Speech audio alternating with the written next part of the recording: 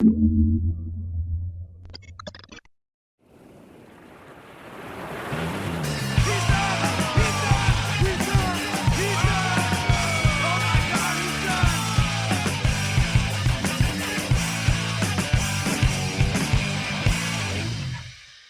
Gonçalves, prazer ter-te aqui. Já há muitos anos que não te via, depois do Tiquinho ter estado aqui. Agora é a tua vez, dos membros aqui da nossa equipa de Cascais. Como é que estás, meu caro?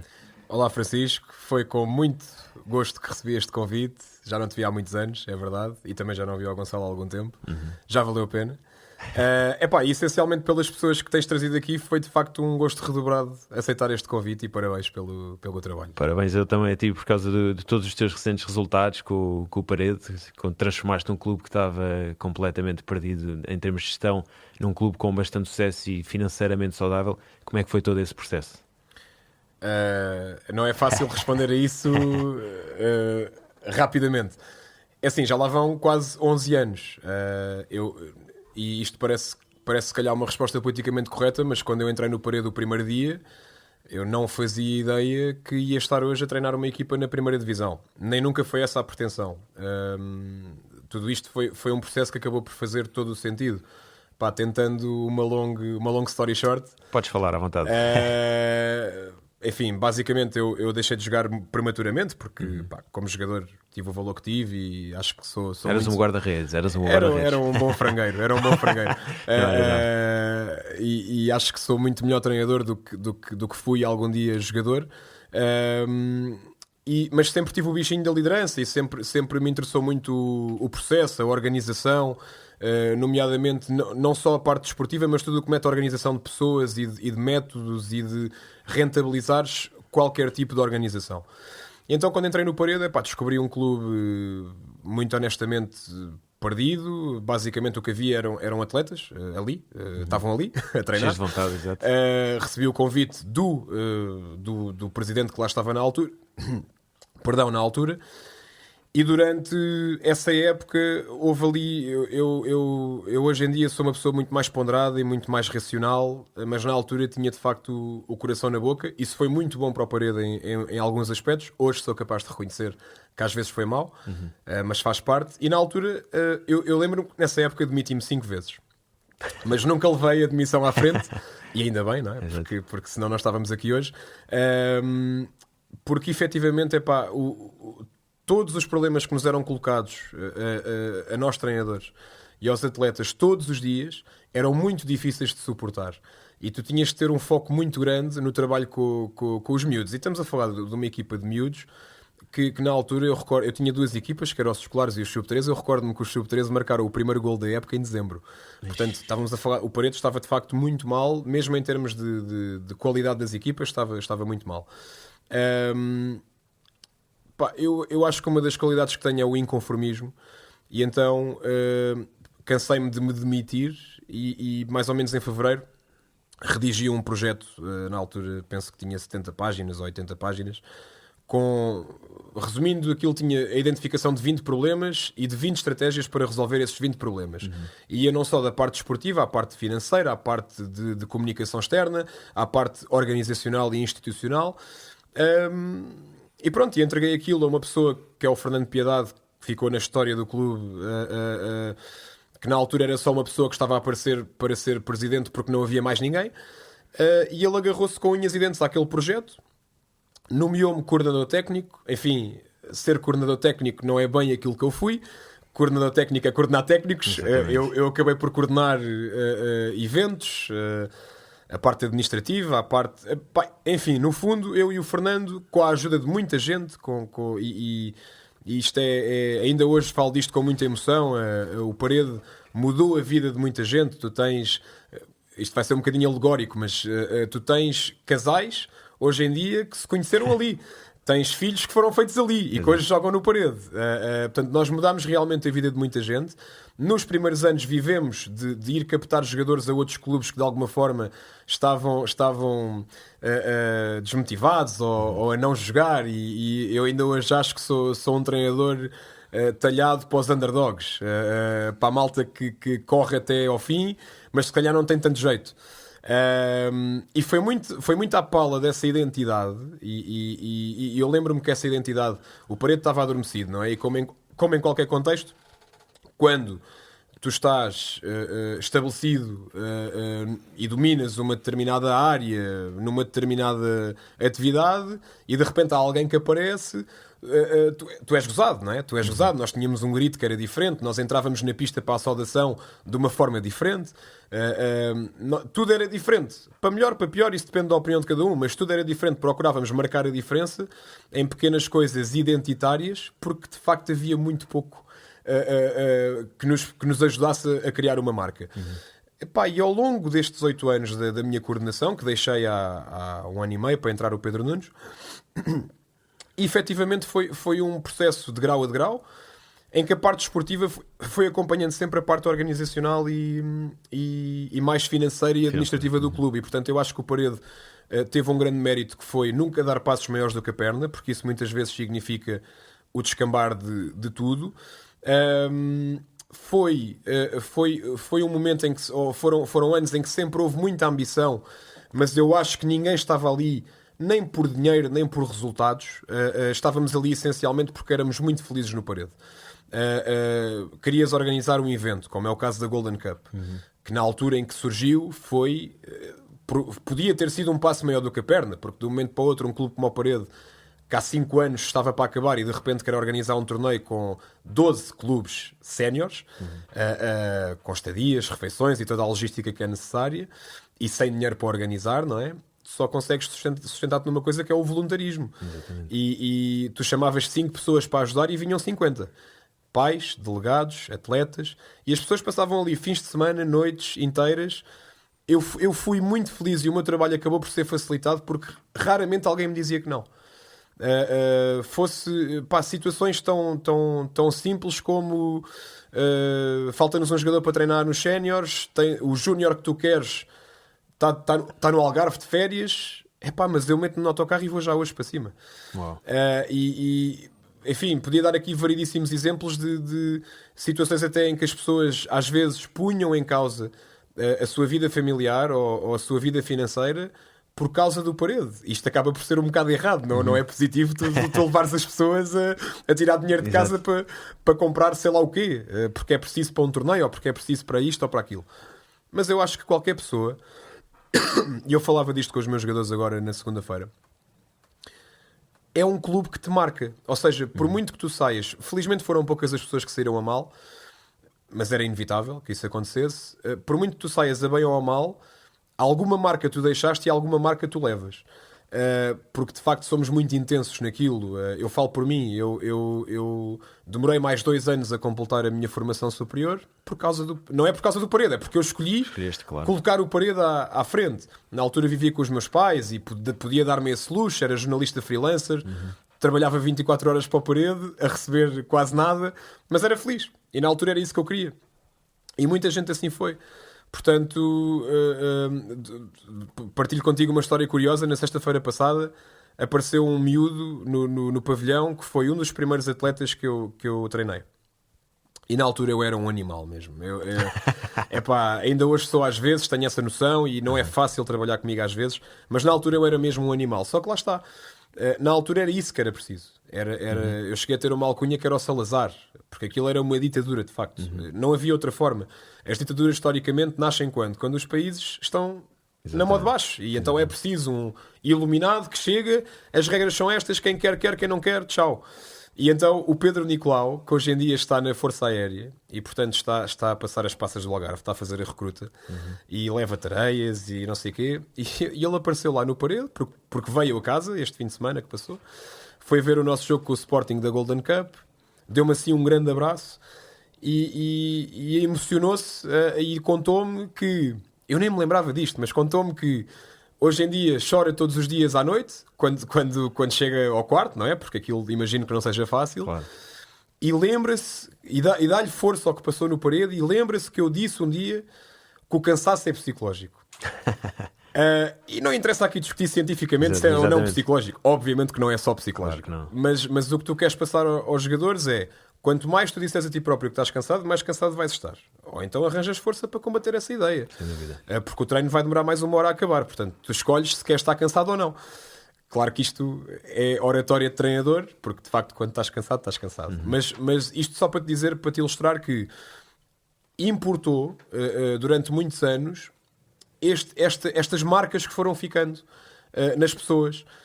E hoje em dia tu tens, e é impossível não me emocionar um bocado a falar disto, pá, tens um atleta que te diz que está na Força Aérea e lembra-se que há 10 anos alguém lhe disse no parede que não sei o que do cansaço.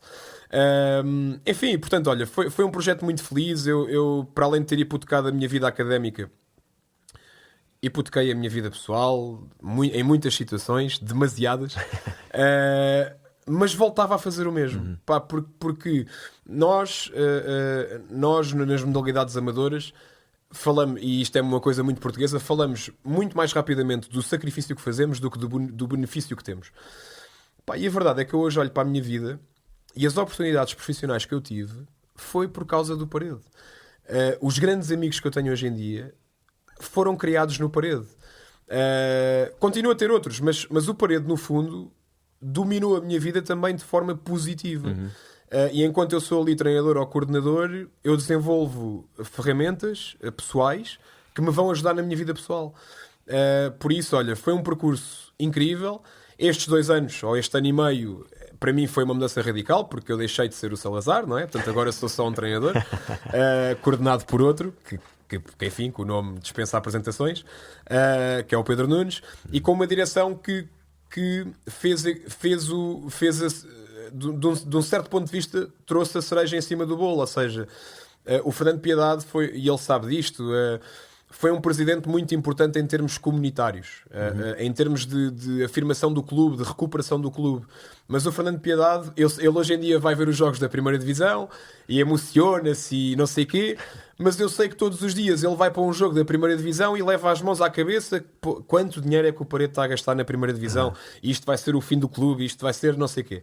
Portanto, ele jamais seria a pessoa para fazer o investimento que foi feito, e lá está, não é gasto, é investimento que foi feito, para que o Parede tivesse esta oportunidade de estar na primeira divisão. E por isso eu acho que ele saiu na altura certa, acho que o João Salgado e as pessoas que estão com ele surgiram na altura certa, e hoje em dia eu continuo a ser muito feliz no Parede. Não pelos mesmos motivos, se calhar hoje muito mais por causa do que se passa dentro da pista e não tanto por causa do que se passa fora da pista. Até porque, repara, o Covid lixou, que é esta a palavra, lixou uma das grandes cenas que o Parede tinha, que era a parte comunitária. Tu tinhas um sénior do Parede na terceira divisão, um jogador que ninguém sabe quem é, a chegar ao pavilhão, e ele se calhar demorava 5 minutos a ir do bar até aos balneários, porque toda a gente quer falar com ele, e os miúdos bambis do Parede querem que ele assine não sei o quê. Nós tínhamos a nossa própria cultura familiar, e isso faz milagres, pá. E hoje em dia isso já não está assim tão enraizado, porque lá está, parecendo que não. Quando tu tens normas de restrição do estilo não podem estar X pessoas no mesmo espaço, ou no mesmo balneário, ou na mesma bancada, ou não sei o que mais, tudo isso são momentos em que tu aniquilas a relação social. E portanto, hoje em dia tens o pavilhão cheio, mais por causa dos teus adversários do que propriamente por causa do Parede. Isto é a minha opinião sincera. Nós tivemos o jogo com o Porto a abarrotar, porque era o Porto. Hoje em dia ainda vão muitos adeptos do Parede ao jogo, mas não são adeptos da Vila da Parede, são pais de miúdos da formação que conhecem os séniores e então gostam do Parede, gostam de hóquei e lá vão eles. Portanto, hoje em dia nós estamos muito mais agarrados à parte competitiva, mas não é só isso que fica. Quando eu saí do Parede, ou quando eles saírem do Parede, os jogadores, não é só o título da segunda divisão, ou a subida, ou a campanha que até agora estamos a fazer na primeira, que fica. É impossível, pá, é impossível ficar. Não me digam que fica só isso, porque senão eu vou-me embora já. Completamente. Não pode ficar só isso. Fica a relação, fica aquele momento de superação, fica aquele momento de frontalidade lixada, mas que, epá, aprendemos com isso e na altura dói, mas evoluímos. E eu acho que continua a existir também essa componente mais social. Tu vai-me calando, senão estás tramado. Não. Podes falar à vontade, quando falas bem, falas muito bem, podes falar. E estavas a dizer isso, curioso, nessa de retirar não só o resultado, mas sim toda a experiência, e nós temos um exemplo perfeito disso. Nós fomos campeões nacionais com o Tiquinho, que foi uma pessoa que nos marcou, pelo menos posso falar por mim, pelo Gonçalo também já falámos sobre isto, tu provavelmente que és treinador hoje em dia também deves ter retirado bastante dele, foi uma pessoa que nos marcou muito e que naquela altura, numa altura muito tenrinho, nós tínhamos 7, 10 anos, foi nessa altura que ele nos apanhou, tens que ser moldado, e ele moldou-nos de uma forma, pelo menos no meu caso, moldou muito bem, deixou-me uma garra tremenda, sempre fui um atleta, já era aguerrido, mas com ele tornei-me ainda mais aguerrido. Tu, como atleta que foste dele, o que é que retiraste agora depois para a tua carreira de treinador, se eventualmente retiraste alguma coisa? Eu acho que, de uma forma geral, e quanto mais anos estou no desporto, mais anos eu acho que isto é verdade. Sem tu te aperceberes, tu és um produto das pessoas que passam por ti. Sem dúvida. E especialmente em ambientes destes intensos, em que às vezes não há meias conversas, às vezes tu és o que és, e és mau ou és bom e vão-te dizer isto na cara. E tu desenvolves complexos, ou qualidades, ou virtudes, ou frustrações que vêm de todo esse percurso. Eu há pouco disse-te que sou muito melhor treinador do que fui algum dia jogador. Mas há uma coisa que eu sempre tive como jogador que foi essa, que era a capacidade de trabalho, que ainda hoje eu acho que é uma das grandes qualidades. Eu tenho as minhas limitações como treinador, como qualquer um tem, mas há uma coisa que eu acho que ninguém me nega, que é a capacidade de trabalho, de termos um problema e de trabalhar sobre esse problema. Pode ser da forma errada, mas pelo menos tentamos trabalhar sobre esse problema. E quando tu me falas de treinadores como o Tiquinho, obviamente que a capacidade de trabalho, seja da forma certa ou da forma errada, vem logo ao de cima. E portanto eu acredito que, eu não te vou mentir, o Tiquinho sabe que eu guardo, e já lhe disse isto, eu guardo um lado mais negativo também dessa passagem, porque eu fiquei no banco 2 anos. Agora, se me perguntas se eu me lembro disso, pá, eu não me lembro disso. A minha mãe, se calhar, que era ela que ia às reuniões de pais fazer barulho, se calhar ela lembra-se disso. Eu não me lembro muito bem disso. Eu olho lá para enfim, a medalha já não está comigo, mas olho para uma foto ou algo do género desse tempo. Epá, tenho memórias do estilo nós a sair de Severo do Voga do pavilhão e as outras equipas a fazer-nos um corredor, não da morte, mas de palmas. Celebração, exatamente. Celebração. Há assim pequenos flashes. Agora, eu acho, eu já tive muitos jogadores. Eu vou-te dar um exemplo. Eu tive um jogador muito recentemente que chegou às minhas mãos como júnior. E era indiscutivelmente um dos principais jogadores da minha equipa. E portanto, ele sendo um dos principais jogadores não tinha necessidade de se afirmar. Ele valia pelo que valia e era um grande acrescento naturalmente para a equipa. Só que eu comecei a notar ali que havia ali, não vou dizer tiques de vedeta, mas havia ali momentos em que ele tinha ali necessidades de afirmação, pá, que eu olhava e via que não faziam muito sentido. E lá está a tal história de seres um produto de... Exatamente. E então decidi ir falar com o pai dele, para perceber porquê, ou se isto também acontece em casa, e estamos a falar de um atleta júnior em que eu já nem dialogava com os pais, mas nesse caso em específico decidi fazer isso. E então ele contou-me que esse atleta em específico ficou de fora de uma Final Four ou de uma competição assim muito importante quando era sub-15, e a justificação que o treinador lhe deu para isso foi o tamanho dele, porque ele de facto era e é um atleta, pá, pequenino, baixinho. E isso tem as suas vantagens no hóquei. Aliás, tem muitas vantagens no hóquei. Agora, eu penso assim, ok, um atleta na altura de 14 anos fica de fora de um evento importante e a justificação que lhe é... Mais valia não lhe ser apresentada nenhuma justificação. Claro. A justificação que lhe é apresentada é uma coisa que ele não controla. Não é questão de ser o tamanho ou o peso, é uma coisa que ele não controla. Ele não pode fazer nada em relação à sua altura. Como é que ele não há de ser um gajo complexado? Exatamente. Como é que ele não há de chegar a júnior ou a sénior e depois de fazer um grande lance de ir à baliza, não sei o quê, ainda faz mais não sei o quê, que já estamos a entrar no plano daquilo que é escusado. Claro, não é? E então eu percebi nesse dia que não valia a pena andar atrás dele a cortar esses comportamentos, porque estava a ir contra a gênese dele. E então decidi ter a certo ponto, já não me recordo bem, mas ter uma conversa com ele em que ataquei este problema. E disse-lhe, pá, tu não podes continuar a dar dano à tua vida por causa desse momento. Isto foi só um exemplo para te ilustrar a questão de facto tu seres um produto dos teus treinadores, dos teus colegas, dos teus pais. E há de haver um momento da nossa vida, e especialmente esta idade da nossa geração, entre os 20 e os 30, em que tu tens de parar e dizer assim, ok, quem é que eu sou, porque é que eu tenho este tipo de comportamentos, fazer terapia, falar com alguém, seja o que for, mas resolver-te. Não seres mais mal resolvido, porque isso vai te trazer muita infelicidade. Por isso, sim, eu acho que a capacidade de trabalho que tu tens acaba por ser moldada pelas pessoas que passam por ti, mas também te digo que, infelizmente, no Hóquei Patins, na formação, tu tens treinadores francamente maus. E digo isto mesmo com muita angústia, com muita angústia, porque não é a questão dos treinadores serem maus e o jogador não chegar à primeira divisão, ou o jogador não chegar a ser sénior. Não é isso que está em questão. O que está em questão é, quando os treinadores são maus do ponto de vista humano, eles podem estar a fazer crescer um atleta e uma pessoa que se calhar vai ser muito instável numa relação amorosa, que se calhar vai ser muito instável numa relação profissional. E por isso, há bocado em off falávamos da questão de toda a gente falar do trabalho dos treinadores. Eu não concordo com isso, acho que essa cultura desportiva é horrível, mas às vezes pomos-nos a jeito.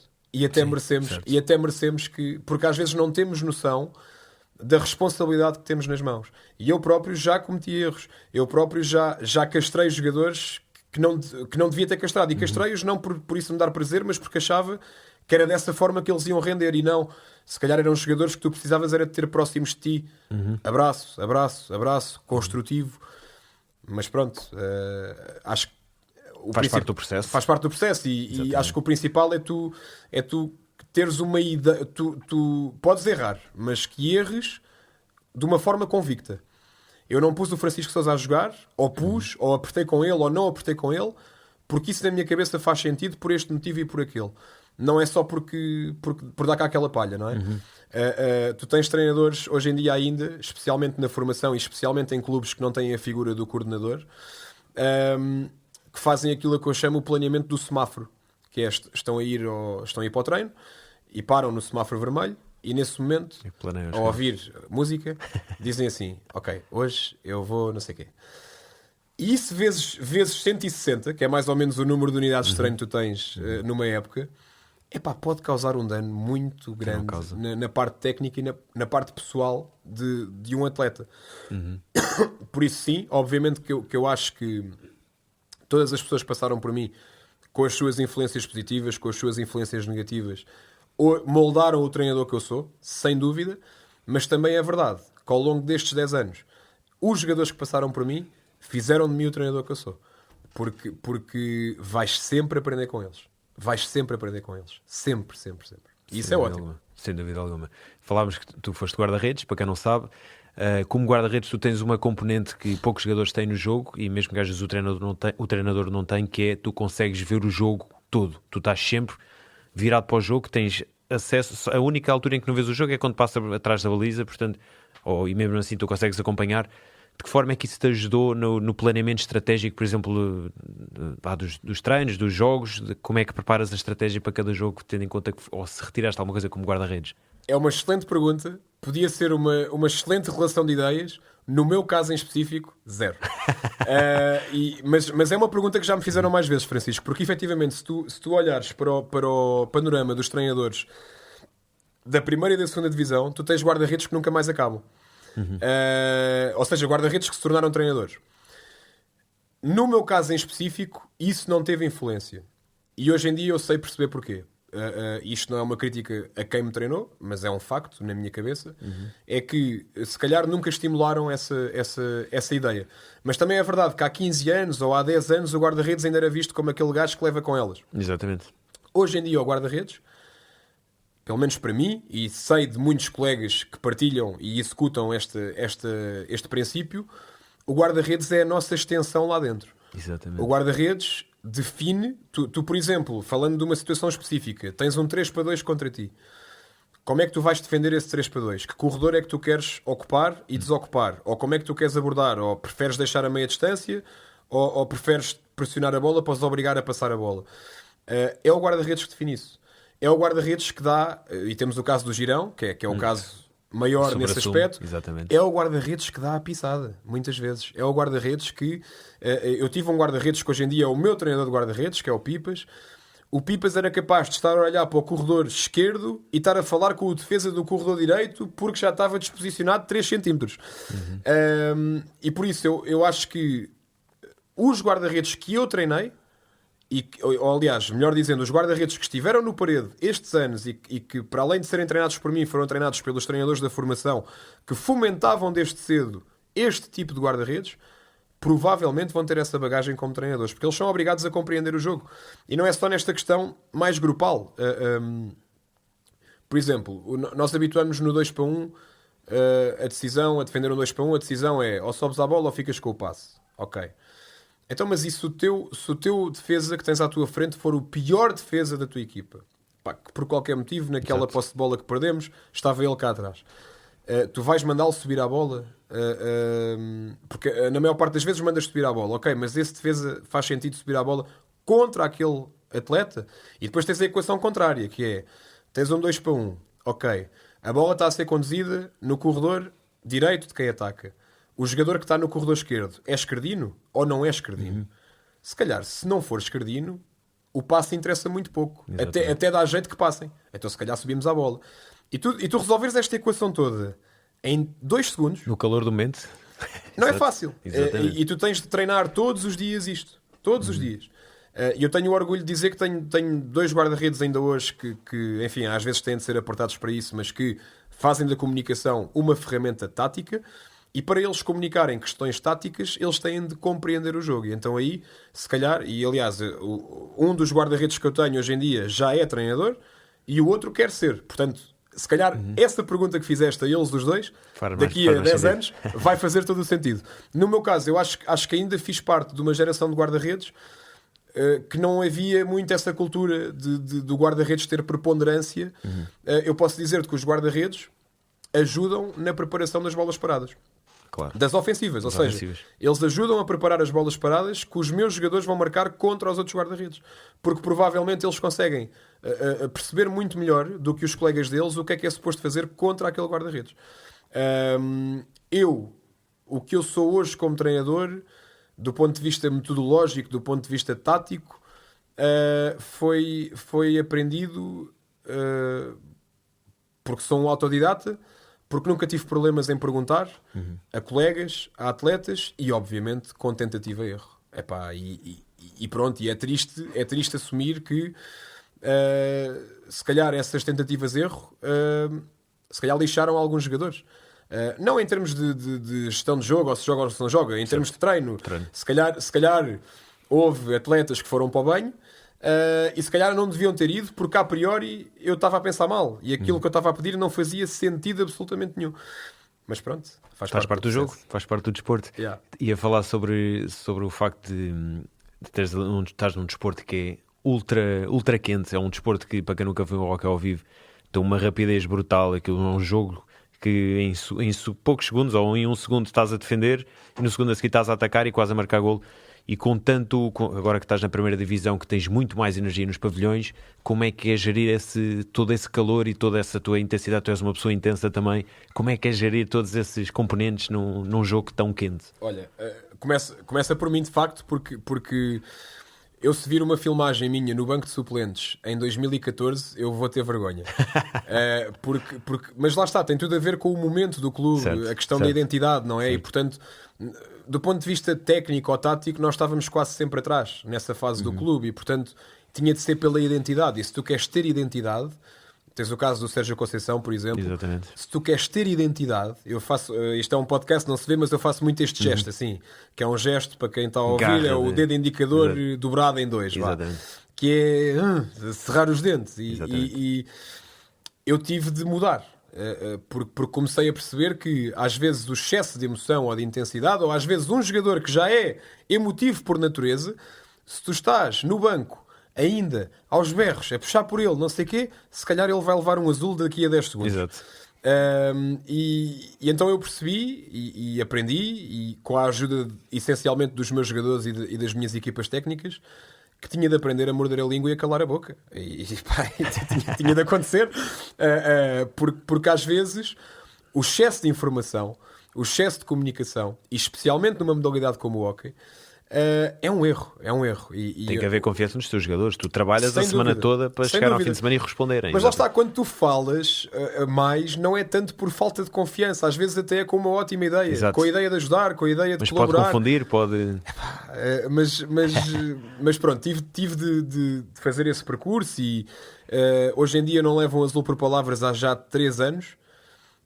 E para mim é mesmo um orgulho e até porque me dá legitimidade, porque não acredito que um treinador que leva Azuis por Palavras tenha legitimidade para falar sobre isso com os jogadores.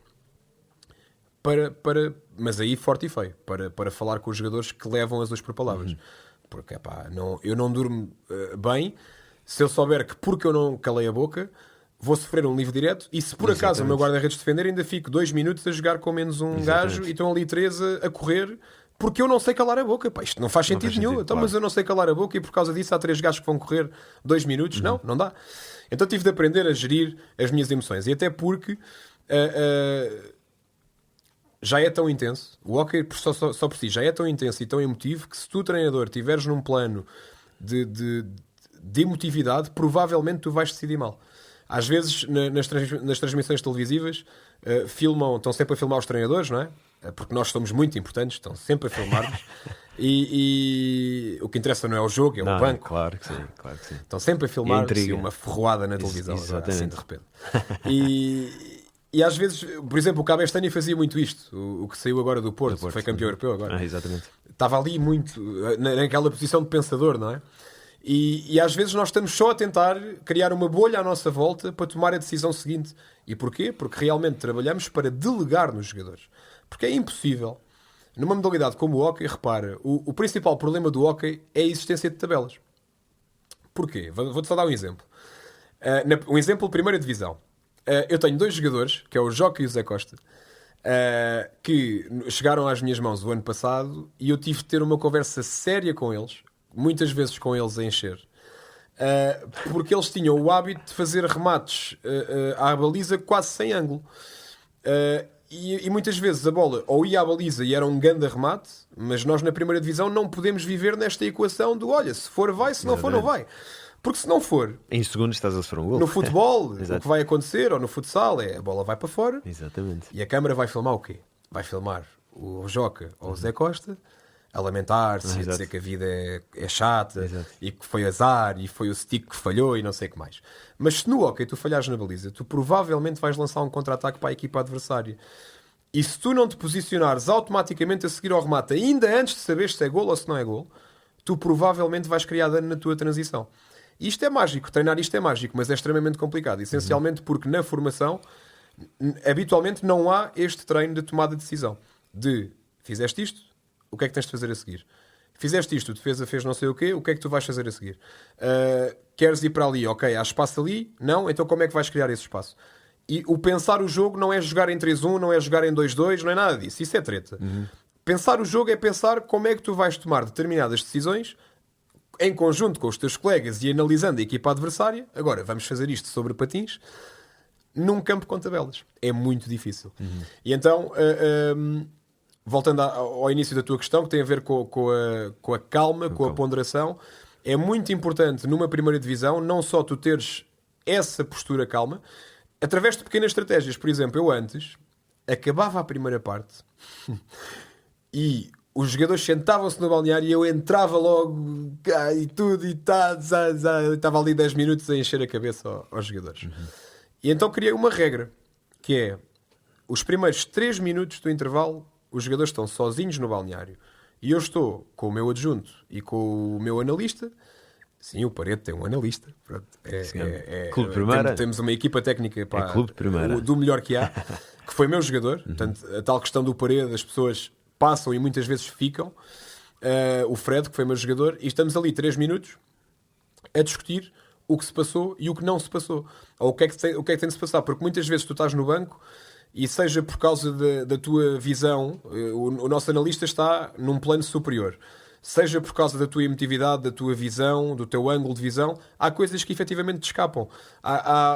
Às vezes eu chego a essa reunião de 3 minutos e estou com uma perspectiva, não vou dizer que radicalmente diferente, mas estou com uma perspectiva de um determinado jogador, da exibição de um determinado jogador ou da preponderância de um determinado jogador da equipa adversária, e o Fred vem-me dizer, não, espera aí, quem é importante não é o Gonçalo, é o Francisco, ou não é o Francisco, é o Gonçalo.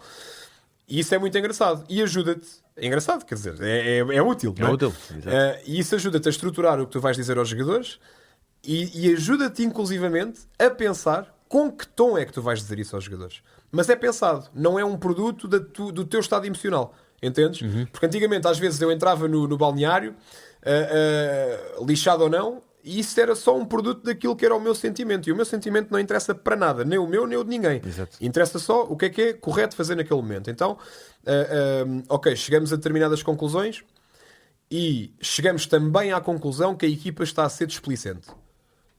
Vão ter de levar, claro.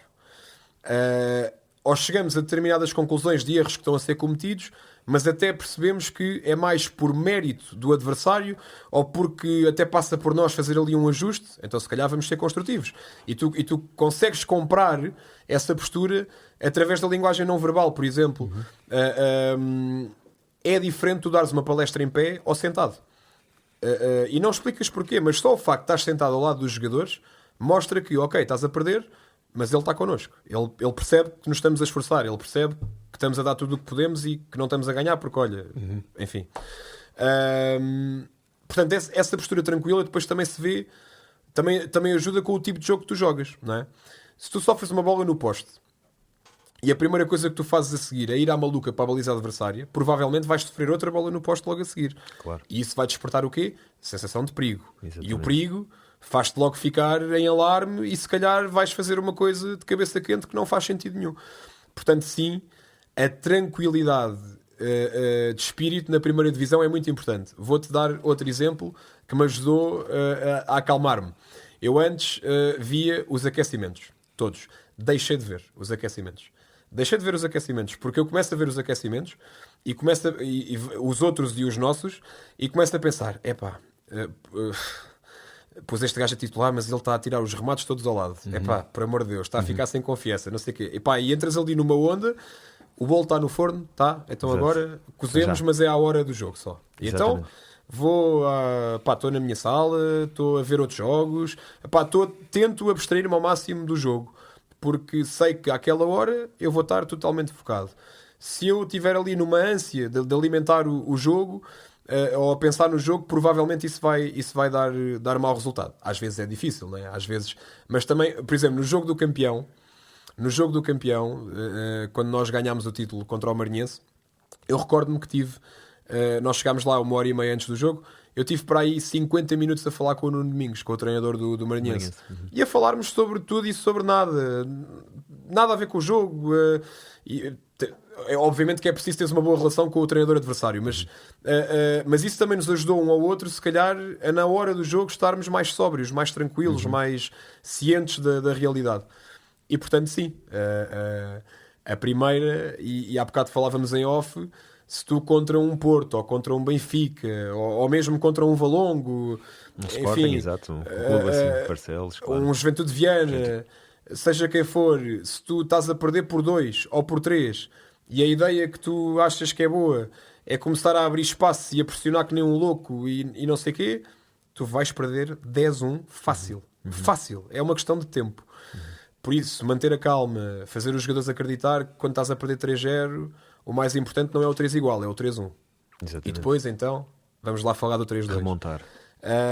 Não é fácil, é uma ideia muito teórica, mas tens de tentar em treino, quando fazemos jogo formal, não é? Tens de tentar em treino que, ok, houve uma equipa que em treino sofreu golo, não vão perder uma bola ao fim de 10 segundos a seguir. O primeiro objetivo que tens é ter uma boa posse de bola e desconstruir os objetivos. Vamos jogar com o Porto. Se eu disser aos meus jogadores, e eles não me vão levar a mal dizer isto publicamente, se eu disser aos meus jogadores, malta, vamos preparar o jogo para ganhar ao Porto, vai haver 2 ou 3 que vão dizer assim, este gajo é maluco. Este gajo acha que está a treinar quem?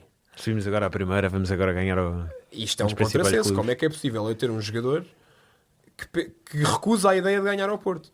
Mas em vez de irmos contra isso, também temos de perceber que, mais uma vez, esse jogador é produto de uma sociedade hoquística que está entregue a preconceitos e a convenções. Eu diria e a convenções. desportiva. É uma Não sociedade desportiva que é das convenções. Não a conquista né? só, exatamente. É pá, como é que a gente vai ganhar ao Porto se eles têm Orçamento superior, sim, tem jogadores. e tem certo. o almoço preparado todos os dias, Exatamente. e tem não sei o quê, e tem depilação, e tem, tem tudo. É verdade. E então, o que é que tu tens de fazer como treinador? Tens de desconstruir o objetivo.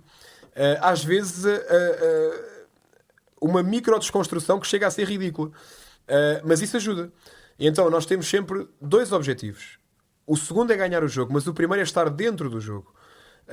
Porque não existe aqui a ideia, como há na segunda. Muitas vezes na segunda nós entrávamos no jogo e o nosso objetivo era estar ao intervalo com o jogo ganho. Nunca está ganho, mas teres o Bem resultado encaminhado. dilatado. Claro, exatamente. Na primeira isso não existe.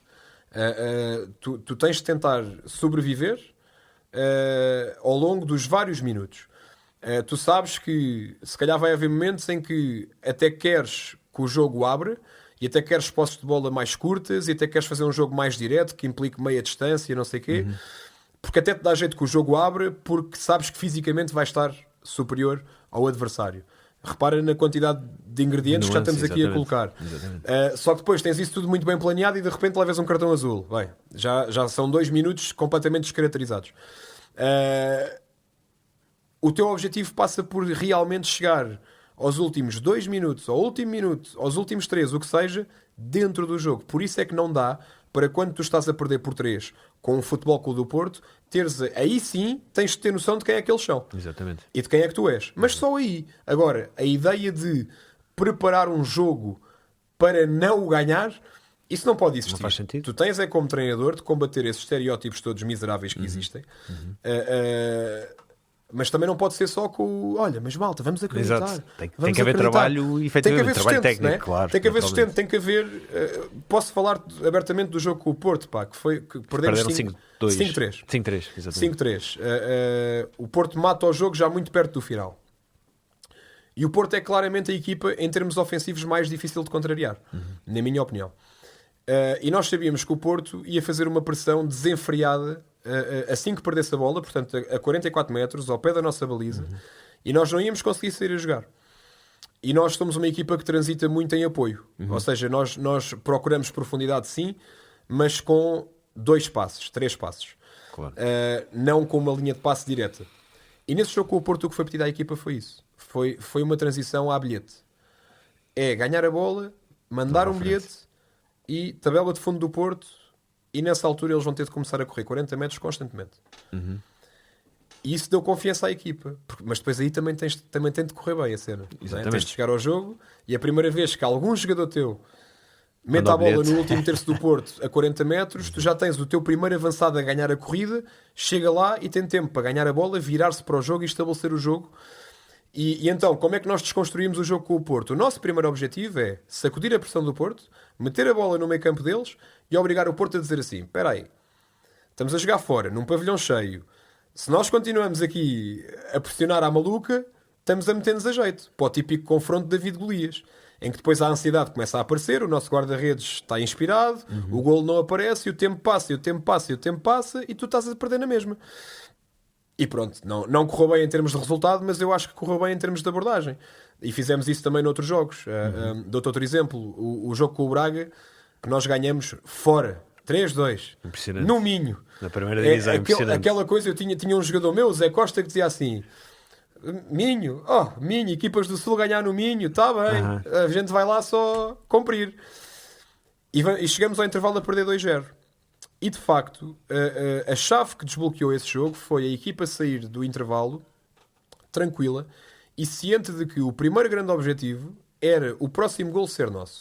Quando as coisas estão a correr mal e quando tens a casa a arder, na segunda divisão às vezes faz sentido provocar um incêndio porque tecnicamente estás por cima. Quando não estás por cima, quando a tua equipa não é a melhor, teres a casa a arder e pôr ainda mais gasolina já aprendi, gasolina na fogueira é complicado. É complicado. Tu falavas há um bocadinho que foste controlando a tua parte emocional e já falaste nos passos que te fizeram controlar isso. Fizeste mais algum treino para além desses pequenos passos que foste ajustando na tua carreira, ou leste alguma coisa? Sim, sem dúvida, mas tudo na base das coisas que fiz como autodidata. Okay. Ou seja, Nós chegámos a ter um coach na equipa que Mais depois... importante que a nutricionista. Sim, tivemos a Perdoada. nutricionista, tivemos o coach e foi tudo projetos falhados Certo. em termos de permanência. Porque de facto chegas ali a um ponto, e nós falávamos em off sobre isso, chegas ali a um ponto em que efetivamente tu não és profissional. E aqui não é abrir a caixinha das desculpas, não é não fazemos porque não somos profissionais. Não. Nós tudo o que podemos fazer, fazemos. Mas quando tu queres ter um coach, uma nutricionista, tu vais acabar por influenciar a vida toda de todos nós, que não se esgota naquilo. Respondendo à tua pergunta, cheguei a ter uma ou duas sessões com esse coach e de facto o coaching é bom porque é um jogo de perguntas. Perguntam-te e eles põem-te ali às vezes numa rua sem saída em que as coisas que tu estás a dizer já não fazem sentido nenhum e eles não te vão dar as respostas, eles vão-te só continuar a fazer perguntas e tu tens de encontrar as tuas respostas. Isto agora só me falta perguntares o que é que dizem os meus olhos, não é? Tens de encontrar as tuas próprias respostas. Não, exatamente. Mas para me acalmar, olha, desde ler, desde falar com treinadores do meu nível ou do meu nível de experiência, falar com treinadores mais experientes, a própria experiência ajuda-te, mas também tens de ser autocrítico, não é? Certo, Não é só claro que sim. teres uma postura triste, às vezes, no banco e não pensares sobre isso e não fazeres nada sobre isso. Às vezes custa, às vezes eu quero mandar um jogador para um sítio, às vezes eu quero falar mal com um árbitro, mas tenho de ter compromissos e promessas comigo mesmo. Olha, vou-te dizer, muito mais do que ler. A última vez que eu levei um cartão vermelho, perdi a cabeça, ceguei completamente e não estava em mim.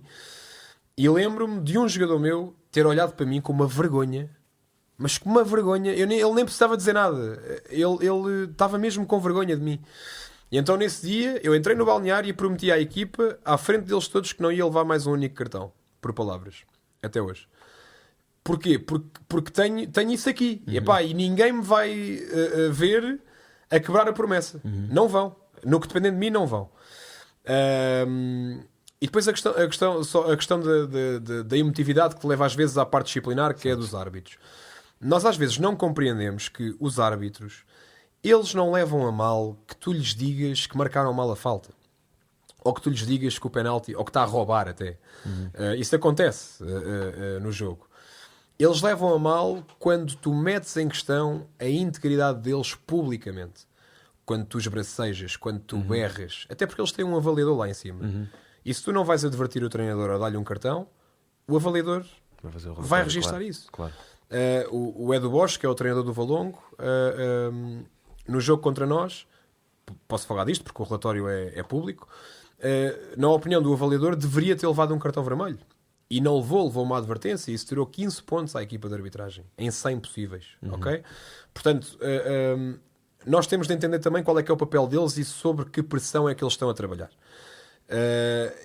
E mais vale às vezes, tu queres dialogar com o árbitro. Eu acho que tu não deves dialogar com o árbitro, isso não deve ser uma preocupação para ti, naturalmente, entendes? Não faz parte, e tenho muitos jogadores que infelizmente acham que o nosso trabalho é falar com os árbitros. Não é falar com os árbitros. Eu não tenho de falar com os árbitros, não tenho, nem quero. Eles têm os responsáveis deles. Mas às vezes, porque também sou um produto desta cultura, claro que sim, acabo por falar. E então tu tens de ser. Só que, às vezes é tão estúpido desconstruir esta atitude, porque nós acreditamos às vezes que por falarmos com o árbitro nós vamos ganhar o jogo e nós vamos ter um penalti. E depois há treinadores que até estás a ver, olha, falei com ele e vê, logo a seguir marcou o penalti e tal. Isto é uma falácia, isto não existe. Isto não existe, porque da mesma forma, se o árbitro realmente for influenciável, da mesma forma que hoje foi a teu favor, amanhã vai ser a teu desfavor. E nós não queremos uma modalidade de árbitros influenciáveis, não é? Só que o problema é que nós só refilamos quando nos toca a nós. Quando é a nosso favor, está tudo bem. Claro. Isto até compensa os dias em que me roubam. Claro, exato. Não é? Olha, mal seria se não houvesse um dia que fosse a meu favor. Isto não faz qualquer sentido. Também, e então a questão da emotividade e da perda de razão com os árbitros, eu acho que tem muito a ver com isso, com compromissos que tu fazes contigo mesmo e que se tu não cumprires vão-te meter em xeque. É muito arriscado tu prometeres a uma equipa inteira que não vais levar um cartão por palavras numa modalidade como o hóquei. Até porque isso não está só dependente de ti. Claro. Porque efetivamente às vezes tu dizes coisas a um árbitro que ele até se ri, até te diz assim: ó Pedro, está calado, pá, treina. E há outro que para logo o jogo e dá-te logo o cartão e tu ficas assim: Exato. poça, pá, eu Mas só não disse nada. que era falta, pá, calma, pá. Eu lembro-me isto foi uma das pessoas que mais me custou ver sair do clube de sempre, que foi a Lourdes. Foi minha seccionista durante muitos anos. Devo muito àquela mulher, muito mesmo. Foi daquelas que disse sempre que sim. E quando eu treinava sub-13 e escolares, quando eu era um animal de estábulo, mesmo assim à grande, eu dizia muitos palavrões nesses jogos.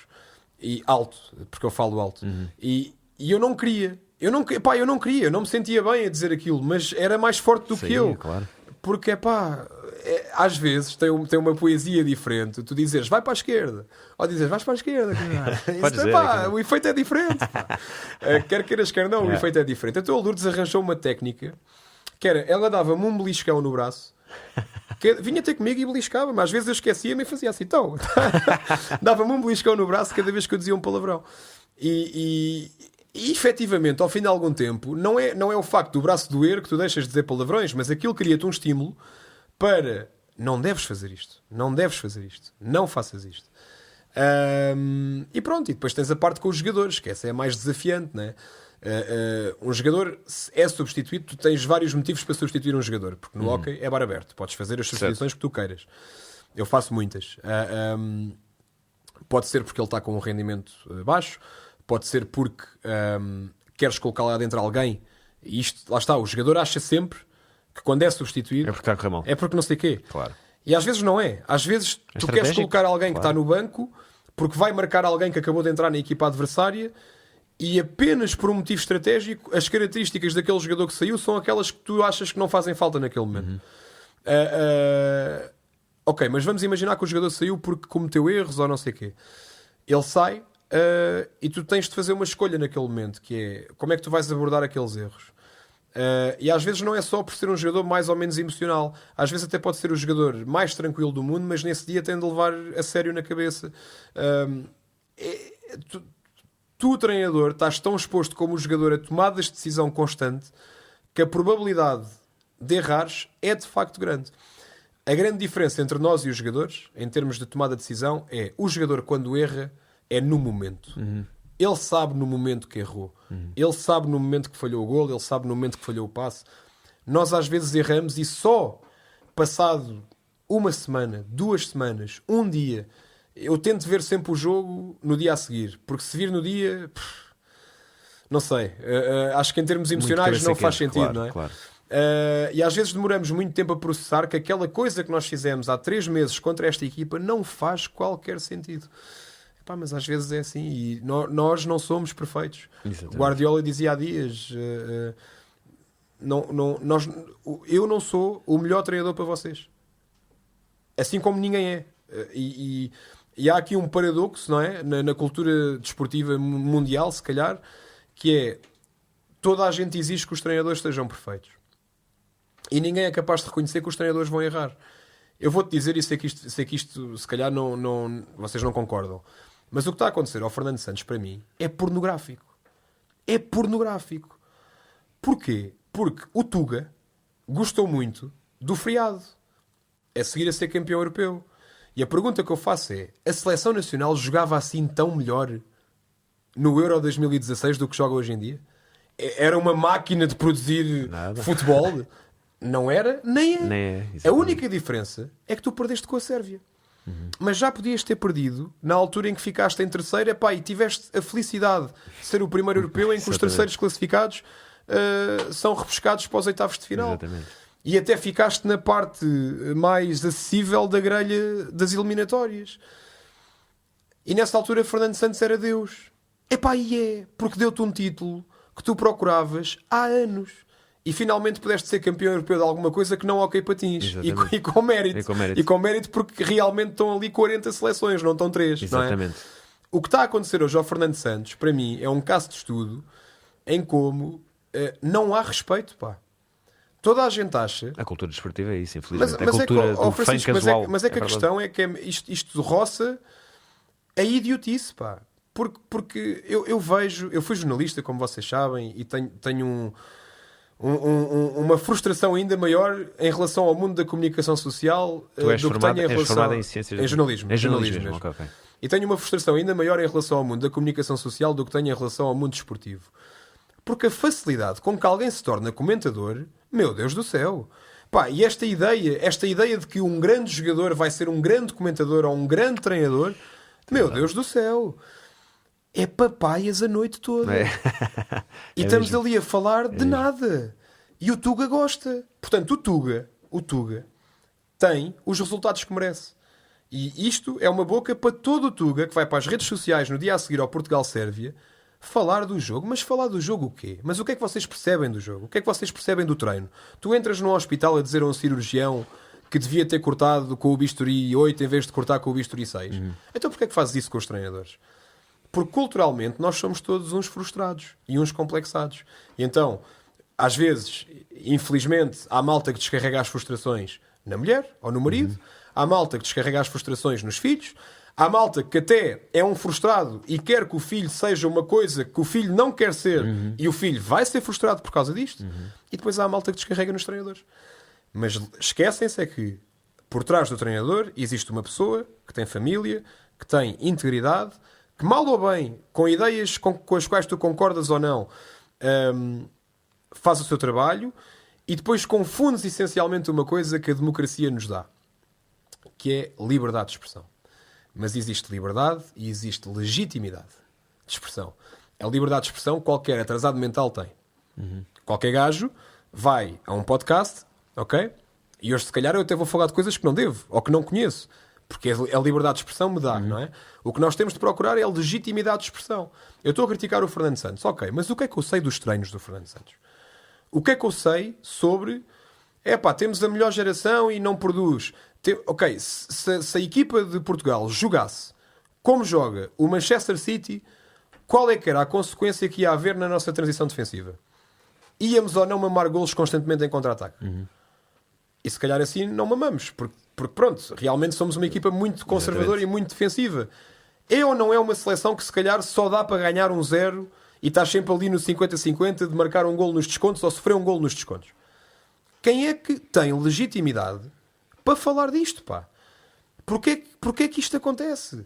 Que as pessoas não têm consciência. Eu falo muito disto com os meus jogadores. Perdemos um jogo. E então, o que é que a gente vai inventar? Foi o autocarro? Não. Foi o treino? Não. Foi o treino que ele parou muito o treino para falar? Não, mas desta vez parou pouco. Foi a massagem do fisioterapeuta. Se não houvesse massagens não havia, mas há.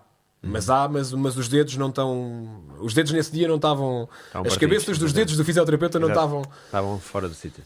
E aquilo que me assusta mais, isto também acontece comigo às vezes, porque eu também sacudo a água do capote às vezes, toda a gente faz isso, é que de facto, que sempre que nós sacudimos a água do capote, estamos a ser arrogantes, estamos a ser pouco humildes e estamos a ser complexados e mal resolvidos.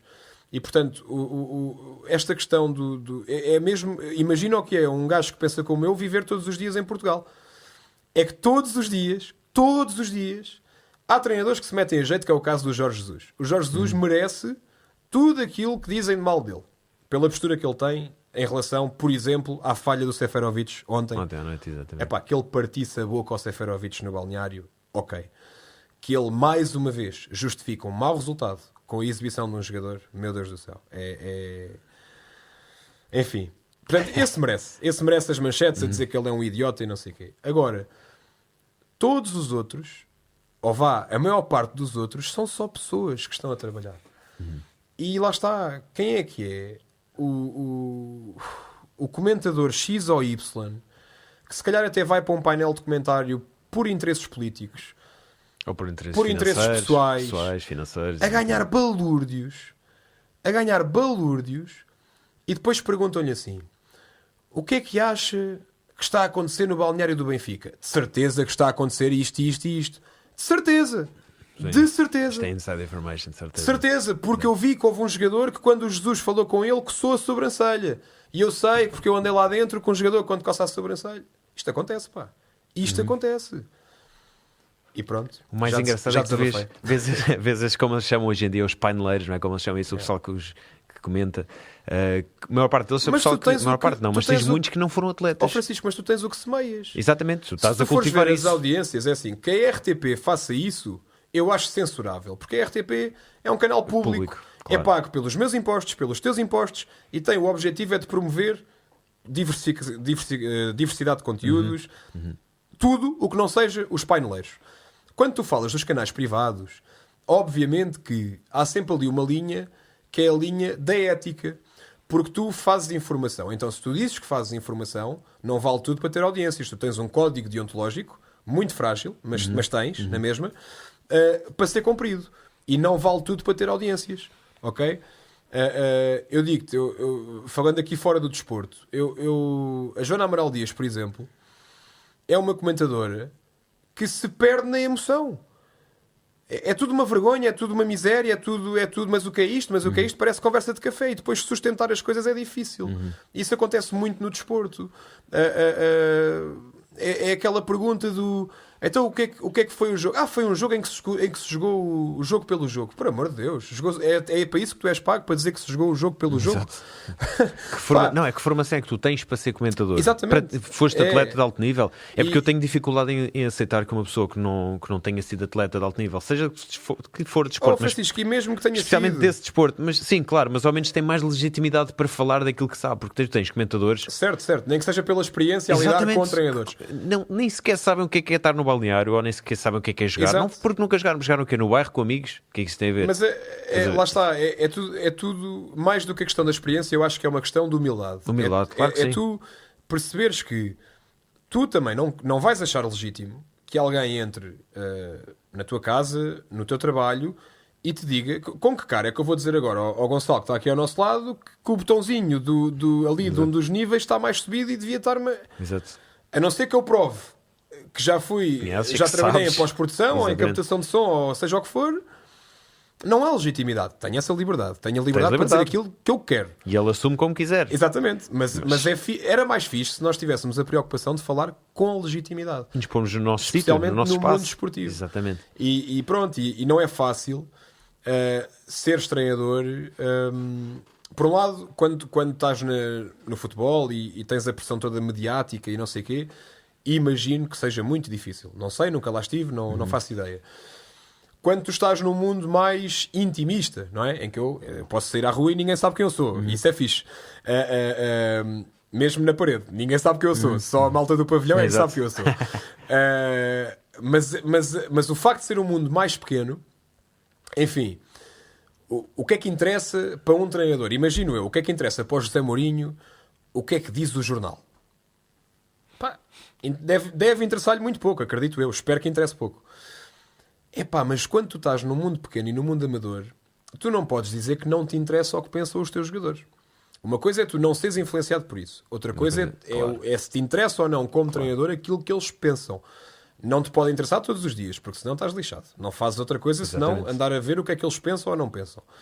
Mas no mundo pequeno, apesar de não teres... Portanto, esta questão da fragilidade dos treinadores, à partida que existe. Tens de ser um gajo muito seguro de ti próprio, pá. Porque por exemplo, eu tenho um colega neste momento que é o Vítor Pereira, que é o treinador da Sanjoanense. Ele tem 8 derrotas em 8 jogos. Eu imagino-me a mim nesse contexto. Eu gosto de acreditar que se isso me acontecer um dia, eu vou aparecer segunda-feira no treino com a mesma segurança, à procura de soluções e com o mesmo foco. Mas há de haver um momento em que vou-me abaixo. Claro, não tens hipótese. Vou-me abaixo e... Como disseste, és humano, és um ser humano, tens as tuas fraquezas. E já vês que toda a gente à tua volta, não é? Isto é mais um paradoxo engraçado do desporto. É engraçado, não tem piada nenhuma, mas é engraçado. Curioso. Que é...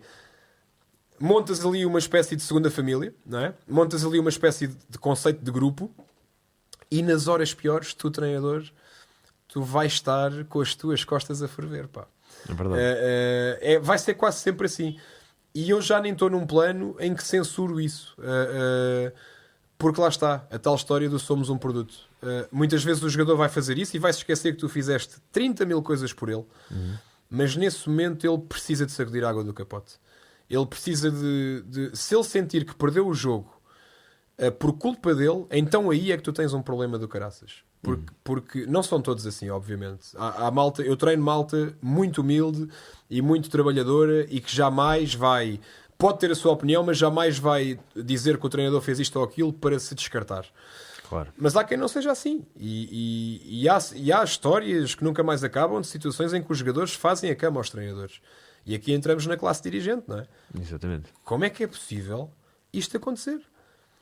É preciso um projeto diretivo ser muito frágil e ser muito miserável para que um bando de jogadores faça a cama ao treinador. Então para que é que o meteram lá?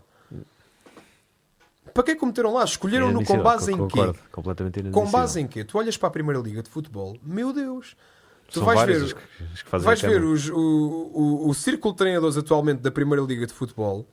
Quantos clubes é que eles em 3, 4, 5 anos já percorreram? E são quase sempre os mesmos, ainda por cima. Porquê? Porque perdes 3, 4, 5 jogos. Epá, o que é mais fácil? Pronto, epá, e às vezes perdes 3, 4, 5 jogos e até fizeste as coisas bem. Exato, faz parte. É o desporto. Mas epá, há ali uma necessidade de tu apresentares uma solução. Então qual é a solução mais fácil? É reunir-te com o treinador, olha, sim senhor. E o dinheiro que se gasta a pagar contratos até ao final que não são executados. Não é? E já tens uma coisa muito mais complicada, que são os egos. Muito mais complicado. Que é uma coisa que não acontece no caso do Parede. Para quem não sabe, já agora deixa-me só fazer este parênteses. O Parede é um clube amador, os jogadores são amadores e disputam a primeira divisão. Portanto, tens aí um ego menor, ou seja, não há salários chorudos, não há... Claro que há tiques de vedeta e eventualmente tem que... E tu geres isso melhor do que ninguém, ou saberás gerir melhor do que ninguém no teu clube. Mas não tens os egos tanto nas modalidades, que infelizmente já começas a ver mais, mas não tens tanto presente como no futebol, que é um desporto. O futebol, digo, nas assim, ligas principais, tens muitos egos, muitos egos, muito dinheiro à mistura, tens ali muitos agentes, muitos dirigentes, eu acredito que sim. muita corrupção, tens ali muita coisa. O mundo do futebol eu não domino, não conheço. Mas daquilo que me contam, que eu ouço de experiências de treinadores anteriores ou do mundo grande do hóquei patins português, é mais complicado, imagino eu que seja mais complicado, porque, e tocaste aí num ponto que tem toda a lógica, que é, aquilo é o ganha-pão do jogador. E há ali momentos em que se calhar isto parece que estamos em África, que é tu matas ou morres, não é? Tu matas para ter comida ou não.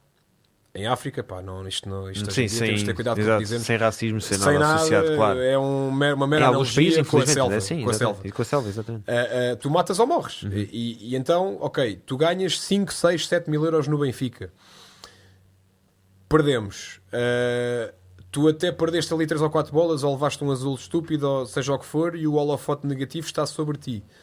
O que é que tu vais fazer sobre isso? Não é? Tu até podes ter um bom gajo, tu até podes ter um bom coração, até podes ter um bom fundo.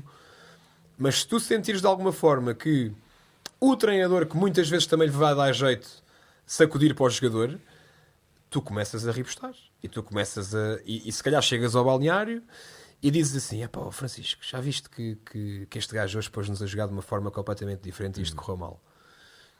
E se calhar o outro até concorda. E já são 2 em 10. Exatamente. E isto começa, não é? Aqui no mundo amador, eu acho que sim. Assim, os jogadores são amadores, mas já recebem dinheiro. Sim. Recebem subsídios. Subsídios, exato. Depende dos clubes. Há clubes que pagam melhor, há clubes que pagam pior. Mas não é dinheiro que justifica alguém ser profissional, na minha opinião. São semi-profissionais, Há assim. Há quem viva a ganhar 400 ou 500 euros no hóquei. Não sei como, mas há quem viva. Pronto, o clube dá-lhes a casa, dá-lhes as refeições e não sei o quê, e depois ganham 500 euros. Pronto. Mas no caso do Parede, do Paço de Arcos, o Marinhense é um bocadinho diferente, porque o Marinhense aposta muito no mercado internacional e vai buscar argentinos e não sei o quê. Mas no mercado aqui local, mesmo o Oeiras, que já esteve na primeira divisão, ninguém recebe ao ponto de poder dizer, ok, vou ser profissional e vou ter uma vida estável. Até porque os clubes, do ponto de vista financeiro, são instituições que são muito instáveis. Portanto, tu hoje recebes, daqui a um mês se calhar não, e das duas uma, ou tu aceitas e pronto, e toleras, ou começas a afetar a parte desportiva. Portanto, o teu ímpeto acaba sempre por ser compreender, aceitar, bora lá ter calma, não sei o quê, mas depois já são 3 meses, já são 4 meses. Exatamente. É complicado, mas A questão dos egos. Eu acho que tem muito mais a ver com a afirmação pessoal, a necessidade de às vezes ter uma opinião que é estúpida, a necessidade de às vezes dizer qualquer coisa só para mostrar que sabe quando não sabe. Tem muito mais a ver com isso do que com o dinheiro, ou ele achar que se não se proteger e se não apontar o dedo ao treinador ou ao preparador físico ou ao colega, o holofote vai cair sobre ele. Acho que não é isso. Acho que às vezes é mesmo ingênuo. Lá está, é a tal questão de sermos um produto.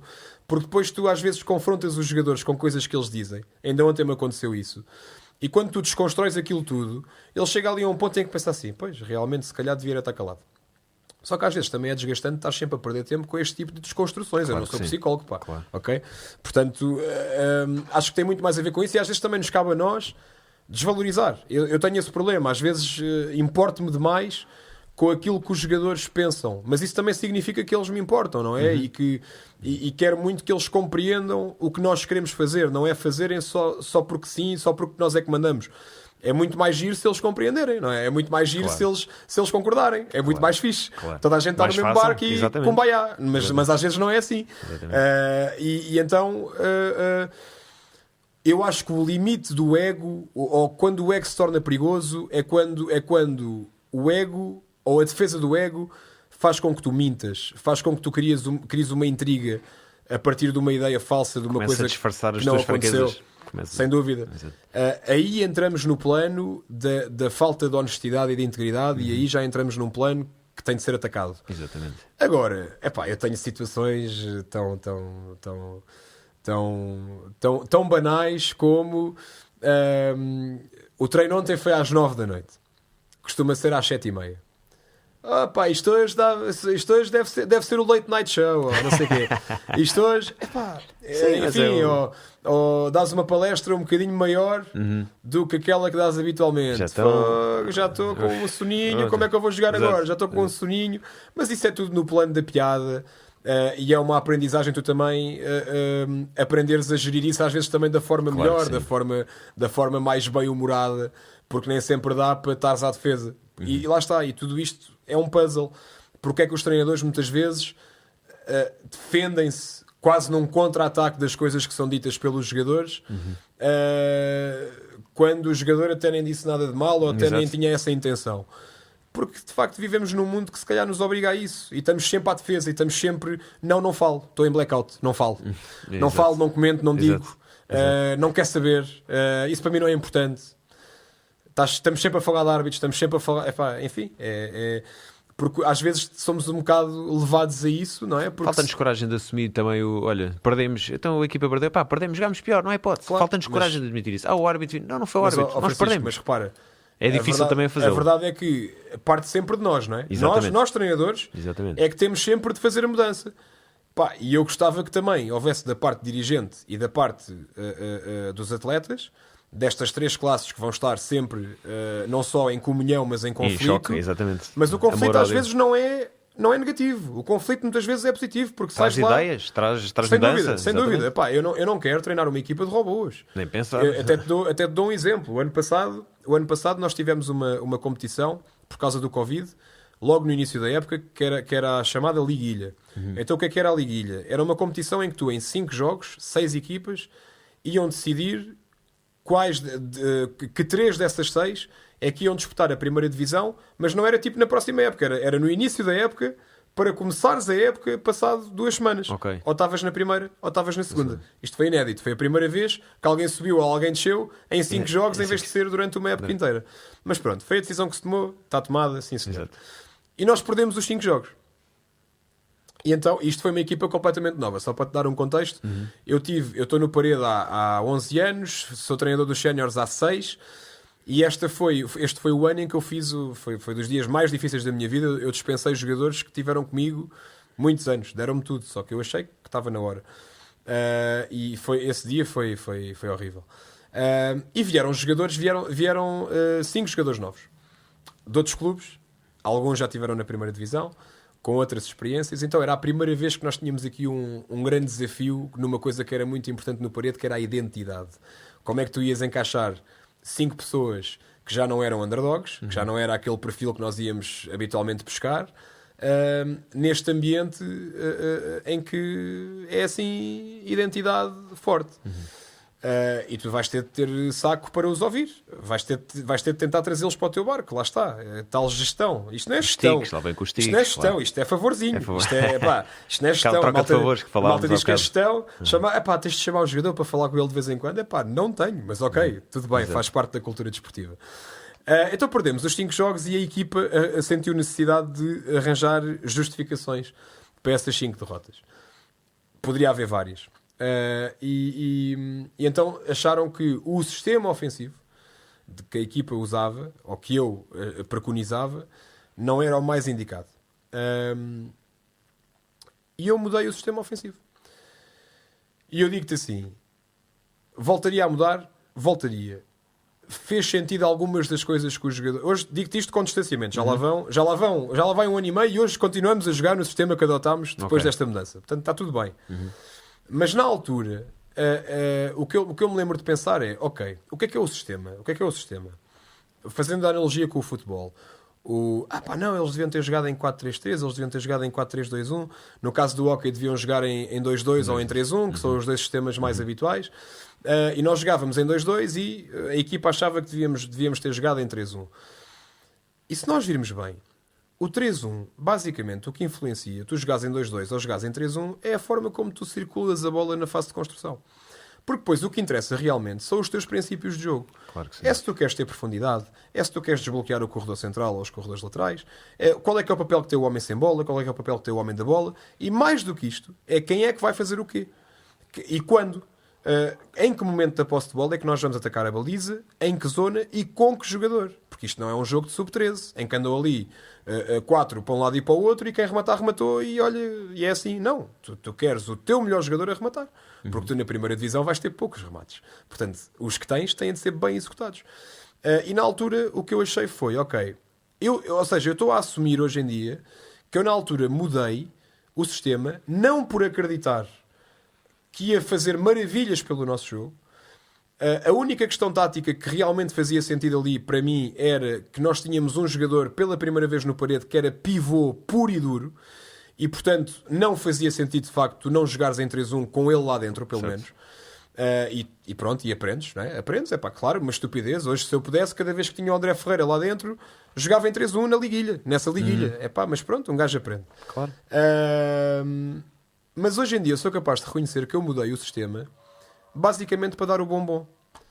E eu lembro-me de dizer isto aos jogadores. Tudo bem, a partir de hoje vocês mandam no ataque organizado. Mas na defesa organizada, na transição ofensiva e na transição defensiva, vai ser como eu quero. E estes negócios dão jeito. Acho que é inteligente da nossa parte.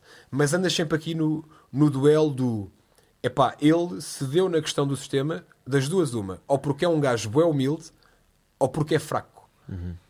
Nós estamos sempre à procura de uma justificação para cada atitude e para cada... Verdade. E às vezes é só o que é. Exato. Isto é o que é. Ele mudou porque é o que é. Porque aceitou. Decidiu assim. Exato. Não significa logo que ele seja muito humilde, ou muito totó, ou muito fraco. Da mesma forma que quando ele impõe uma ideia e venha quem vier, ele mantém essa ideia, não é porque ele quer ser forte ou porque quer mostrar não sei o quê. Às vezes é só mesmo por uma questão de convicção. E pronto, egos. Vai ser sempre assim. Não há receita. Não há receita, Francisco. Porque não há manual. É como eu te digo, às vezes é feeling. Exatamente. Às vezes tu tens um jogador que isto acontece muitas vezes, que é substituído e atira o stick. Que é uma atitude incrível, não é? Eu vou tirar o stick para mostrar que estou muito chateado. Exatamente. Eu estou muito chateado com esta substituição, Sr. Treinador. Muito bem. Muito bem. E então tu tens duas hipóteses. Tu ignoras, mas depois, se tu ignorares, vai haver outro jogador ao lado que vai pensar assim: Exato. agora já podemos fazer o que queremos. Exato. E tu às vezes estás nesta situação em que deixa... Por isso é que eu te disse há bocado, quando fui dar um treino aos júniores, e adorei porque realmente estive ali a dar o treino. Foi isso que eu fui fazer, fui dar o treino. Quando tu dás um treino a uma equipa de séniores, tens a obrigação de medir o que tu fazes constantemente. As consequências boas ou más que vai ter. Às vezes sabes que vai ser mau, mas assumes isso. Eu vou-te dar o exemplo. Jogámos agora com o Barcelos para a Golden Cup. Levámos 8-2. E foi a primeira vez que eu balanceei completamente a minha equipa para o ataque, sabendo que nós não temos uma equipa que seja muito forte a decidir em 4-4 ofensivo, ou seja, em igualdades numéricas, e desvirtuei completamente aquilo que é a nossa abordagem, que é uma abordagem em que sustentas uma defesa muito boa, muito competente, o teu desgaste físico é essencialmente na defesa, e a equipa desequilibrou-se e desgastou-se claramente no ataque. Isso deu transições ao Barcelos, que foi uma coisa parva, e obviamente ganharam 8-2. Mas eu voltaria a fazer o mesmo. Porque isso fez... Para já, porque é um jogo que não é... Ok, tenho todo o respeito pela Golden Cup, mas eu tinha ali outro objetivo, que era pôr a equipa à prova, dando menos conservadorismo ao nosso jogo ofensivo. Claro. E efetivamente provou-se que, pelo menos contra aquele tipo de equipa, não é uma boa ideia. Porque por muito que tu tenhas mais envolvência e faças lances fantásticos e o lance foi incrível, mas falhaste o golo, logo a seguir tens uma despesa em 3 segundos ou 4, que é um 2-1, em que tens lá o Alvarinho e o Miguel Rocha. E aí sim, volta atrás um bocadinho na conversa, importa ver quem é que eles são. Exatamente. Importa perceber que não dá para estes gajos terem um 2-1 contra nós. E pronto, isto para te dizer que, obviamente que houve jogadores que não gostaram daquele resultado e que não gostaram da abordagem que foi feita, e esse é o momento em que tu, treinador, tens de dizer assim: ok, eles hoje não gostaram, pá, comam. Não vou estar preocupado com isso. Se calhar há dias em que até dá jeito e até é bom para ti tu preocupares-te com aquilo que os jogadores sentem. Chamares o jogador, um jogador que está sem rendimento, e tu chamas e perguntas: porquê é que tu achas que estás sem rendimento? O que é que podemos fazer mais para te ajudar? E no momento em que ele entra no plano técnico, tens de me dar mais tempo de jogo. Não, tu é que tens de merecer mais tempo de jogo. Do ponto de vista de treino, de organização, de sistema tático, o que tu queiras, o que é que tu achas que podemos fazer mais? E digo-te, na maior parte das vezes, provavelmente ele vai-te dizer coisas com as quais tu não vais concordar. Mas se calhar, se tu mostrares que até vais fazer qualquer coisa, é uma abertura. Dás-lhe confiança e mostras que estás com ele. Portanto, isto é um jogo constante de dar e receber, em que às vezes tu dás coisas que nem sequer fazem sentido, mas vais receber coisas que vão fazer todo o sentido. Mas é a parte mais desgastante. O desgastante não é tu dares o treino, ou preparares o treino, ou executares o treino. O desgastante é de facto tu ires para o mind game. E o mind game não é aquilo que o Tuga se habituou, que é o mind game. Não é isto para uma flash interview, dizer que não sei o que é do treinador adversário, e já sei que o treinador adversário vai levar um vermelho, para depois ele não levar um vermelho e estar focado no vermelho em vez de estar focado no jogo. Não é isso que é o mind game. O mind game é tu constantemente, às vezes, dizeres coisas que não é para seres o maior dos mind games, é efetivamente porque é a única forma de atingires o que tu pretendes. Dizeres a um jogador uma determinada coisa que o vai levar a outra. Ok? O exemplo mais básico: mandar um jogador abaixo, criticá-lo, pá. Qual é o teu objetivo? Não é que ele fique em baixo, é que ele fique em cima. E há jogadores que são assim. Há jogadores que só assim, à chapada, é que rendem. E depois tu metes lá dentro outra vez. Essa é a vantagem do hóquei, não é? Que podes substituir, sei lá, dezenas de vezes. E se calhar ele vem cá fora, ele leva ali a dura, como se costuma dizer, e se calhar até desbloqueia o jogo logo a seguir. Ou vai haver dias em que vai ficar afetado porque está a levar a dura num pavilhão cheio e toda a gente está a olhar para ele, e se for um gajo complexado, e depois, lá está, repara como tudo a nível pessoal. Tudo influencia a decisão certa ou errada de dar ou não dar. Ou seja, o que eu te estou a dizer é que nesse dia eu fiz uma coisa que não sentia. Fiz teatro, tive 10 minutos a mentir-lhes. Ok? Tanto que e depois mais tarde já lhes disse isto. E eles hoje em dia às vezes passam para mim: mentiroso. O treino é às 9 mesmo. Exato. É que tu às vezes mentes. Vai lá, mentiroso. Resultado: o jogo seguinte, que foi em Tomar, não foi só por causa disto, obviamente. A primeira parte foi miserável. Perdemos em Tomar 4-3, uma segunda parte incrível, mas ainda assim perdemos 4-3. E depois veio o tal jogo com o Porto, em que perdemos 5-3. E de facto a equipa fez um grande jogo. Um jogo incrível. Mas mais uma vez, o teu primeiro objetivo, como eu te disse há bocado ali no Parede, é levar o jogo até ao fim. Então falta o segundo, que é: já que levaste o jogo até ao fim e não estás a perder 10-1 com o Porto, Falta a parte do pontuar.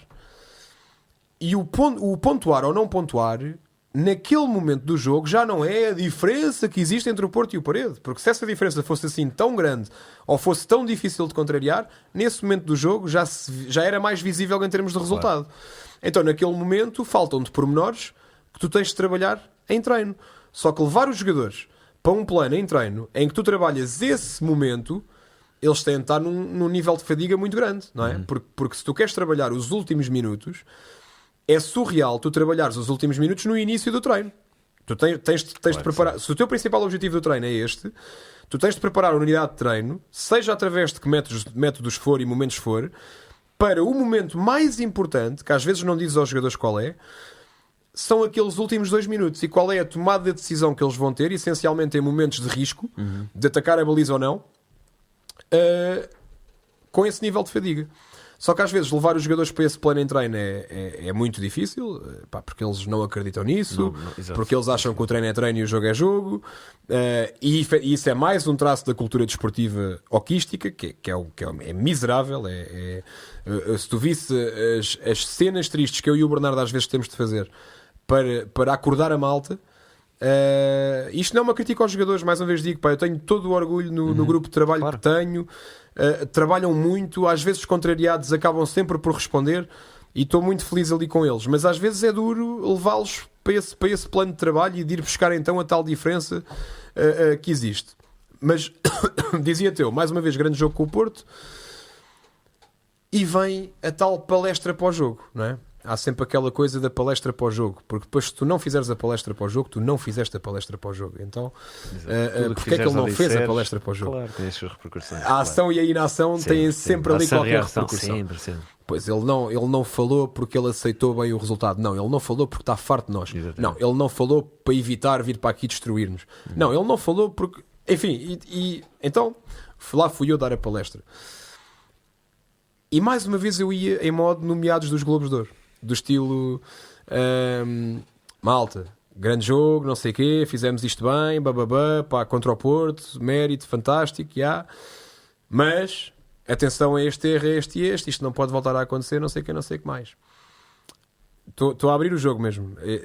Literalmente eu ia com isto estruturado, pensado, planeado, e nesses 6 segundos eu entrei no balneário e descarreguei o facto de não ter sido sincero com a equipa a seguir ao jogo com o Oliveirense. E então fui sincero naquele dia. Isso resultou numa semana de trabalho fantástica. Mais uma vez digo, não foi só por causa disso. Nós não temos assim tanto poder como treinadores. Não é...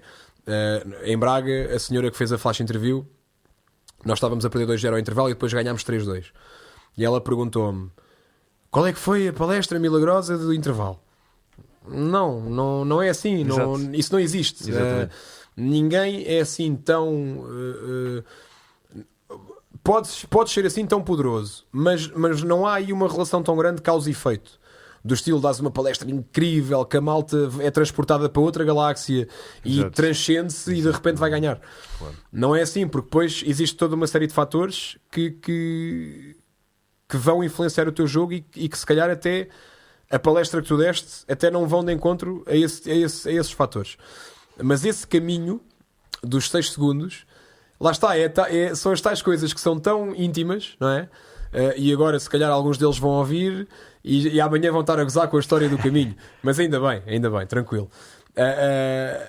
Isto para te dizer que é impossível, e por isso é que eu exijo respeito pelos treinadores, é impossível tu dissociares o treinador da pessoa. Impossível.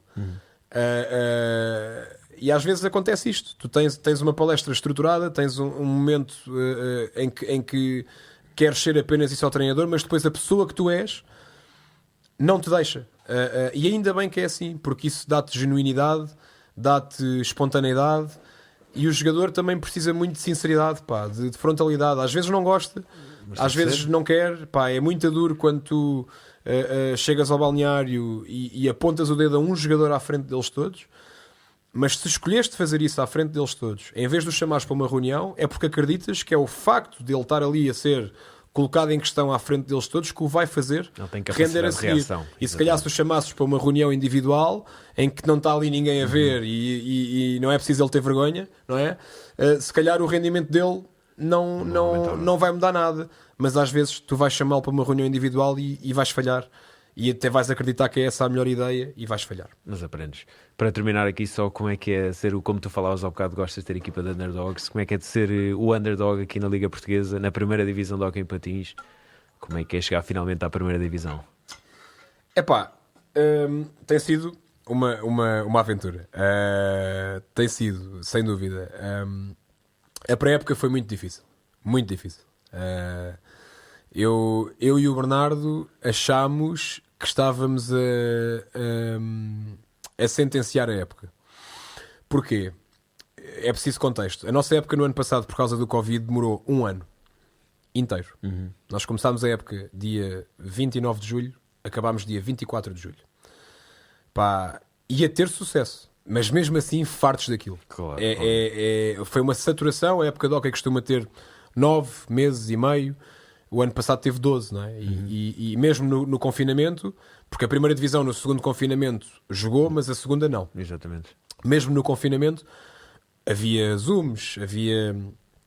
Enfim, fisicamente aquilo fez zero. Era mais para a equipa estar junta, Exato. para não se esquecerem que ia haver época ainda. E depois o calendário foi todo aglomerado. Foram salvo erro, foram 17 jogos em 2 meses. NBA mesmo. Exatamente. NBA. Exatamente. E se estiveres na primeira, isto não é assim tão estranho, mas na segunda tu estás habituado a sábado, e de repente quarta, sábado, São amadores, quarta. não esquecer. Nós chegámos a ter 4 jogos em 8 dias. E era muito fixe estarmos em quinto ou em sexto. Já não descias, não queres subir, pronto, vamos só cumprir calendário. Não, nós queríamos subir, não é? E essa pressão toda foi muito difícil de gerir. A subida não me surpreendeu, ser campeão foi uma surpresa. E é daquelas coisas, eu ouvi a vida toda a malta do hóquei a dizer assim: opa, o que interessa é subir e depois o ser campeão. Não, só diz isso quem não é campeão. Epá, foi uma sensação fantástica, ainda por cima pela forma como fomos campeões, com muita identidade, com a tal identidade guerreira do passado. Deu para ligar o passado ao presente. E aqueles jogadores que chegaram o ano passado a jogarem com a identidade de Parede. Foi incrível. O que é que aconteceu? Acabámos a época a 24 de julho e recebemos a notícia que a primeira divisão começava a 18 de setembro. Epá, e pensámos assim, bem, isto é assim, a pré-época ideal começava dia 10 de agosto, diria eu. Mas não dá. E então vamos começar a 23 de agosto, porque esta malta tem de descansar e nós também. E então foram 3 semanas de pré-época, muito curta, talvez a mais curta das nossas vidas, em que... E depois há aqui outro contexto do ano passado que é importante para esta conversa, que é, após o confinamento, como eu já te disse, Francisco, eu e o Bernardo somos treinadores muito intensos naquilo que fazemos. E eu tenho noção que às vezes somos saturantes. Tenho noção que às vezes conseguimos elevar o nível deles, mas às vezes também somos saturantes. E às vezes não nos apercebemos disso. E nós tivemos muito presentes na nossa cabeça que naqueles 3 meses nós não podíamos ser o que somos. Nós demos muitas cedências aos jogadores. Eu fechei os olhos a coisas que nunca pensei fechar. Regras básicas. Tolerei tudo. O jogador meu que diga que esses 3 meses foram difíceis nos treinos está a mentir. Epá, foi difícil às vezes pela noção de que quase que só íamos lá para recuperar a equipa. E então não vamos lá treinar, vamos ao treino, não é? Às vezes foi difícil, mas fechei muito os olhos, falei pouquíssimo, raramente gritei, raramente me viram exaltado. E o que é que aconteceu? Alimentámos vícios que não existem habitualmente no Parede e que estavam cá quando voltámos à primeira. E então ativámos outra vez o chip da exigência. O que é que aconteceu também? Aconteceu que eu percebi que tinha uma equipa que inconscientemente estava a aderir a uma ideia estereotipada de que o Parede está lixado. Porque não tivemos reforços assim que mexessem com o mercado.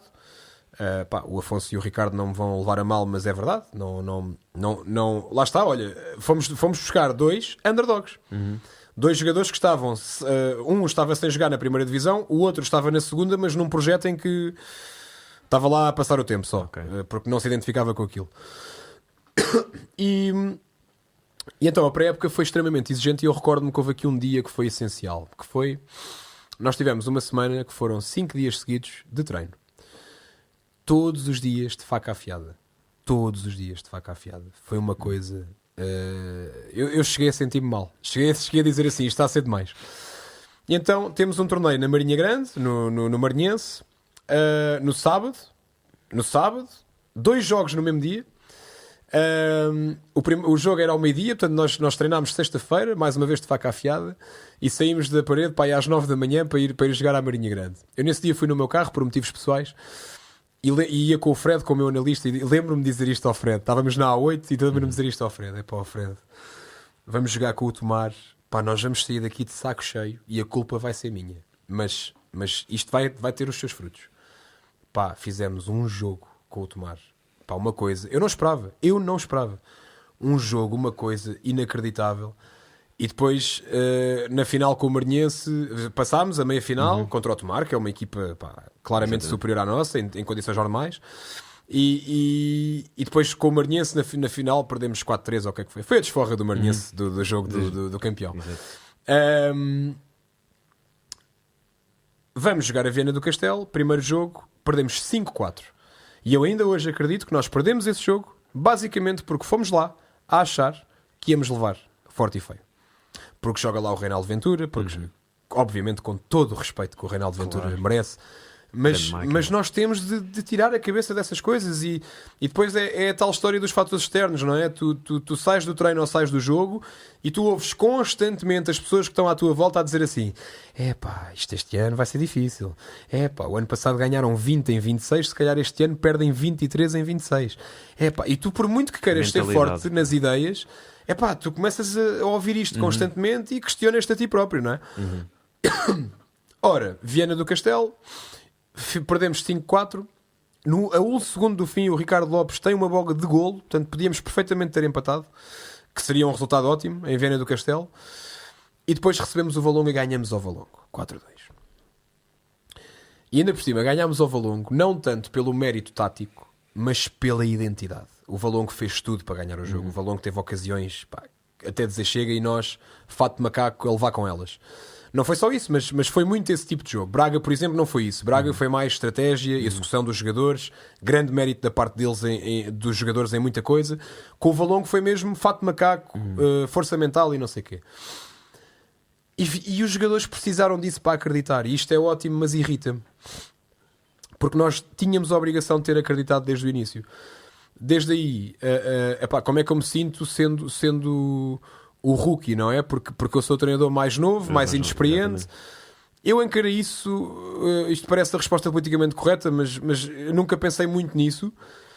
Pensei apenas que, se realmente sou, eu tenho de ser humilde e tenho de, durante as férias e a pré-época, procurar respostas. E então fui falar... Pedro Nunes, obviamente, que foi uma ajuda.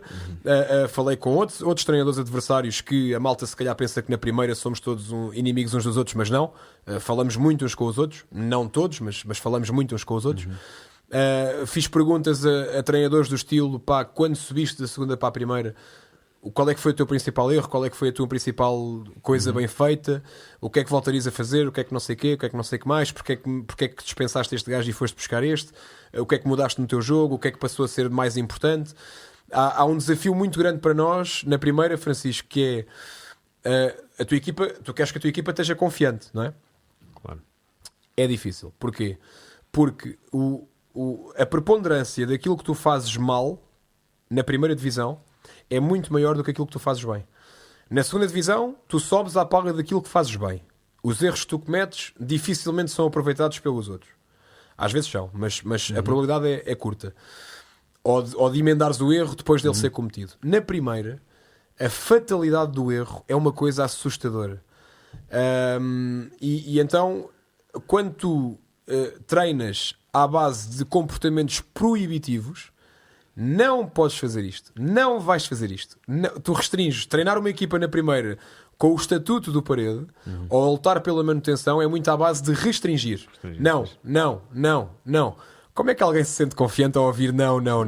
Então tu tens de tentar fazer os jogadores acreditar naquilo que tu fazes, naquele tipo de restrições e fazer com que eles percebam que isso vai dar coisas boas ao jogo no momento certo. Esse é o grande desafio, sem dúvida. É tu perceberes que a falha tem um impacto gigantesco e que tu jogas essencialmente para evitar a falha, até ao momento em que possas ir buscar o dividendo positivo. Sinto-me apaixonadíssimo pelo jogo de hóquei. Pá, é uma diferença abismal. Eu agora nesta interrupção fui ver jogos da segunda e peço que não levem isto como arrogância, porque a segunda fez-me treinador e estive lá 6 anos e foi a segunda que me fez realmente treinador de séniores, não foi a terceira. A terceira é o que é e nem vale a pena falar disso. A primeira divisão, o hóquei é de facto um espetáculo e a mentalidade do jogador é de espetáculo. Tu não tens jogadores que vivem da piscina, jogadores que não jogam nada e só são um recurso para os treinadores, porque os treinadores sabem, os mesmos que se queixam dos árbitros, sabem que eles vão ganhar uma falta de forma teatral e vão enganar o árbitro e vão ganhar um azul e vai ser livre direto. E na primeira tu jogas para o espetáculo. O meu capitão, o Ricardo Rocha, contou-me que no momento da escolha de bola em Barcelos, que é a catedral do hóquei patins, o Luís Querido, que é o capitão do Barcelos, que não se conheciam, e o Querido virou-se para ele e disse-lhe assim: capitão, bem-vindo, isto é para dar espetáculo. Estas pessoas pagaram um bilhete para ver hóquei, não foi para ver outras coisas, independentemente de quem ganhe. Naquele momento o Luís Querido não está a meter medo, não está a intimidar, está a pedir para que o Parede não vá ali fazer piscinas e fazer antijogo e não sei o quê, entendes? E na primeira, efetivamente, é um desafio interessantíssimo tu preparares um jogo com o Porto, tu tomares decisões num jogo com qualquer equipa, é fantástico. E na segunda muitas vezes é gerir o antijogo, é gerir... Infelizmente é chamada mentalidade de segunda. Sem dúvida, mas Francisco, por isso é que há divisões. Exato, por isso é que há por divisões. Isso é que há uns que cabem na primeira. dizer isto porque há muita gente com muita vontade, mas é verdade, infelizmente temos ali uma disparidade nas mentalidades da primeira. Mas o para a Parede, segunda. nesse caso, nós certamente somos um mau exemplo em muita coisa, mas há uma coisa em que nós somos um bom exemplo. O meu principal defesa, ele fez a formação toda no Odivelas, que com todo o respeito que o Odivelas merece, não é um jogador que faz a formação toda no Odivelas que estamos à espera que chegue à primeira divisão, sendo muito honesto. Depois teve um ano na terceira divisão, teve 6 anos já no Parede connosco na segunda e hoje em dia é um jogador que tem 35, 40 minutos de jogo na primeira. Digo isto para quem aguentar esta hora e meia até esta altura, acreditar no sonho. Há aqui sempre a questão da ilusão, não é? E da alegoria do podes chegar onde tu quiseres. Não podes chegar onde tu quiseres, mas é fixe acreditares nisso. E o Bernardo Pinto é um caso desses. E a verdade é que tu olhas para o nosso plantel. Eu lembro-me de defrontar o Hugo Azevedo na pré-época, que hoje em dia está no Juventude Passense, e que tem muitos anos de primeira divisão. Hoje em dia está na segunda, mas teve muitos anos na primeira, como treinador e como jogador. E ele virou-se para mim e disse-me assim: Pedro, tu estás lixado. O plantel que tu tens, pá, ou vocês arranjam aí uma forma fantástica em termos coletivos de operacionalizar isso. Epá, isto é muito duro, a primeira divisão. É muito duro. O Rui Neto do Barcelos, acho que ele não me vai levar a mal, no sábado dizia-me assim: epá, estás aí com essa cara chateada e sisudo. Pá, tu não consegues espremer mais, meu. Estás com 9 pontos em 8 jornadas. Não consegues espremer mais. Pá, desfruta. Só que também, no momento em que a gente caia na ideia de que estou bem, estou confortável, isto está a ser incrível, vais relaxar e vais... Estás a reconhecer, claro. Estás a reconhecer que achávamos todos que éramos uns merdas. Estás a voltar à mentalidade. Estás a reconhecer isso, não é? Exatamente. E estás a reconhecer que a malta das convenções tem razão. Exatamente. No momento em que eu reconhecer, perguntaram-me a seguir a um jogo numa flash: Pedro, vocês são a equipa surpresa do campeonato. Eu disse: olha, eu reconhecer isso é reconhecer que acreditava que ia mexer a desilusão do campeonato. Exatamente. E eu nunca acreditei nisso. Portanto, eu não vou reconhecer que sou a equipa surpresa. Quem nos chama hoje surpresa são os mesmos que há 6 meses diziam o que é que a gente vai para lá fazer. Exatamente. Epá, e efetivamente acreditava-se nisto. Pá. Como eu te disse e já confessei, até dentro do Parede se acreditava nisto. Pá, felizmente... estamos a conseguir contrariar. Volto a dizer-te, não nos podemos agarrar aos 9 pontos porque e não é a questão da humildade, o 4-2 com o Valongo, o 3-2 em Braga e o 5-4 com o Turquel a linha entre tu ganhares esses 3 jogos e não ganhares é extremamente ténue. Em Braga, o Braga sofre o 3-2 a 20 segundos do fim. Tira ao guarda-redes, 5-4. Faltam 20 segundos. O Vítor Hugo, que é um jogador, que é um finalizador nato, falhou a 1 segundo do fim uma bola com a baliza aberta. E é um jogador fantástico. E ele falhou, e é isso que significa. É esse momento que significa que o Paredes teve 3 pontos e o Braga 0. É tudo o resto, mas Tudo o resto, no sim, limite, no limite, claro. foi isso. Claro. Ok? O Troquel, a 1 minuto do fim, está a perder 5-3 na parede. Faz o 5-4 a 20 segundos do fim. E a malta que está na bancada diz assim: ok, mas a bola vai ser nossa. Perdemos a bola. Faltavam 18 segundos quando foi golo. Perdemos a bola a faltar 13 e o Troquel ainda teve um contra-ataque. E não fez golo. Se fizesse, já não eram 13, era só um ponto. Portanto, mas isto também é o que dá... Dá tanto ânimo ali. Primeira divisão é incrível. Claro, é incrível. E a única coisa que me deixa assim surpreendido este ano é que efetivamente, e partilho esta alegria com todos os treinadores e equipas que são da nossa dimensão, digamos assim, porque efetivamente esperava-se, em todos os artigos que saíram, em todas as opiniões que tu ouviste há 3 meses ou há 4 meses, esperava-se que este ano a primeira divisão fosse em alguns momentos um passeio para algumas equipas.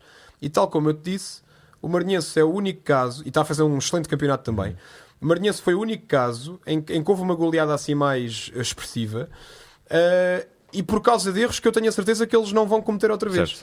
A tal questão de estás a perder 2-1 ou 3-1 e começas a abrir linhas. Exato, e começas a perder bolas parvas, e tenho a certeza que o Maranhense aprendeu, tem de ter aprendido, quer dizer, quando tu perdes 15-2 tens de aprender alguma coisa, não é? E mesmo eu que perdemos 7-3 em Barcelos, que foi o resultado mais dilatado que tivemos até agora, aprendemos qualquer coisa com aquilo. Claro que sim. E não é qualquer coisa do estilo aprendes sempre qualquer coisa. Não, aprendeste de facto qualquer coisa concreta sobre aquele jogo.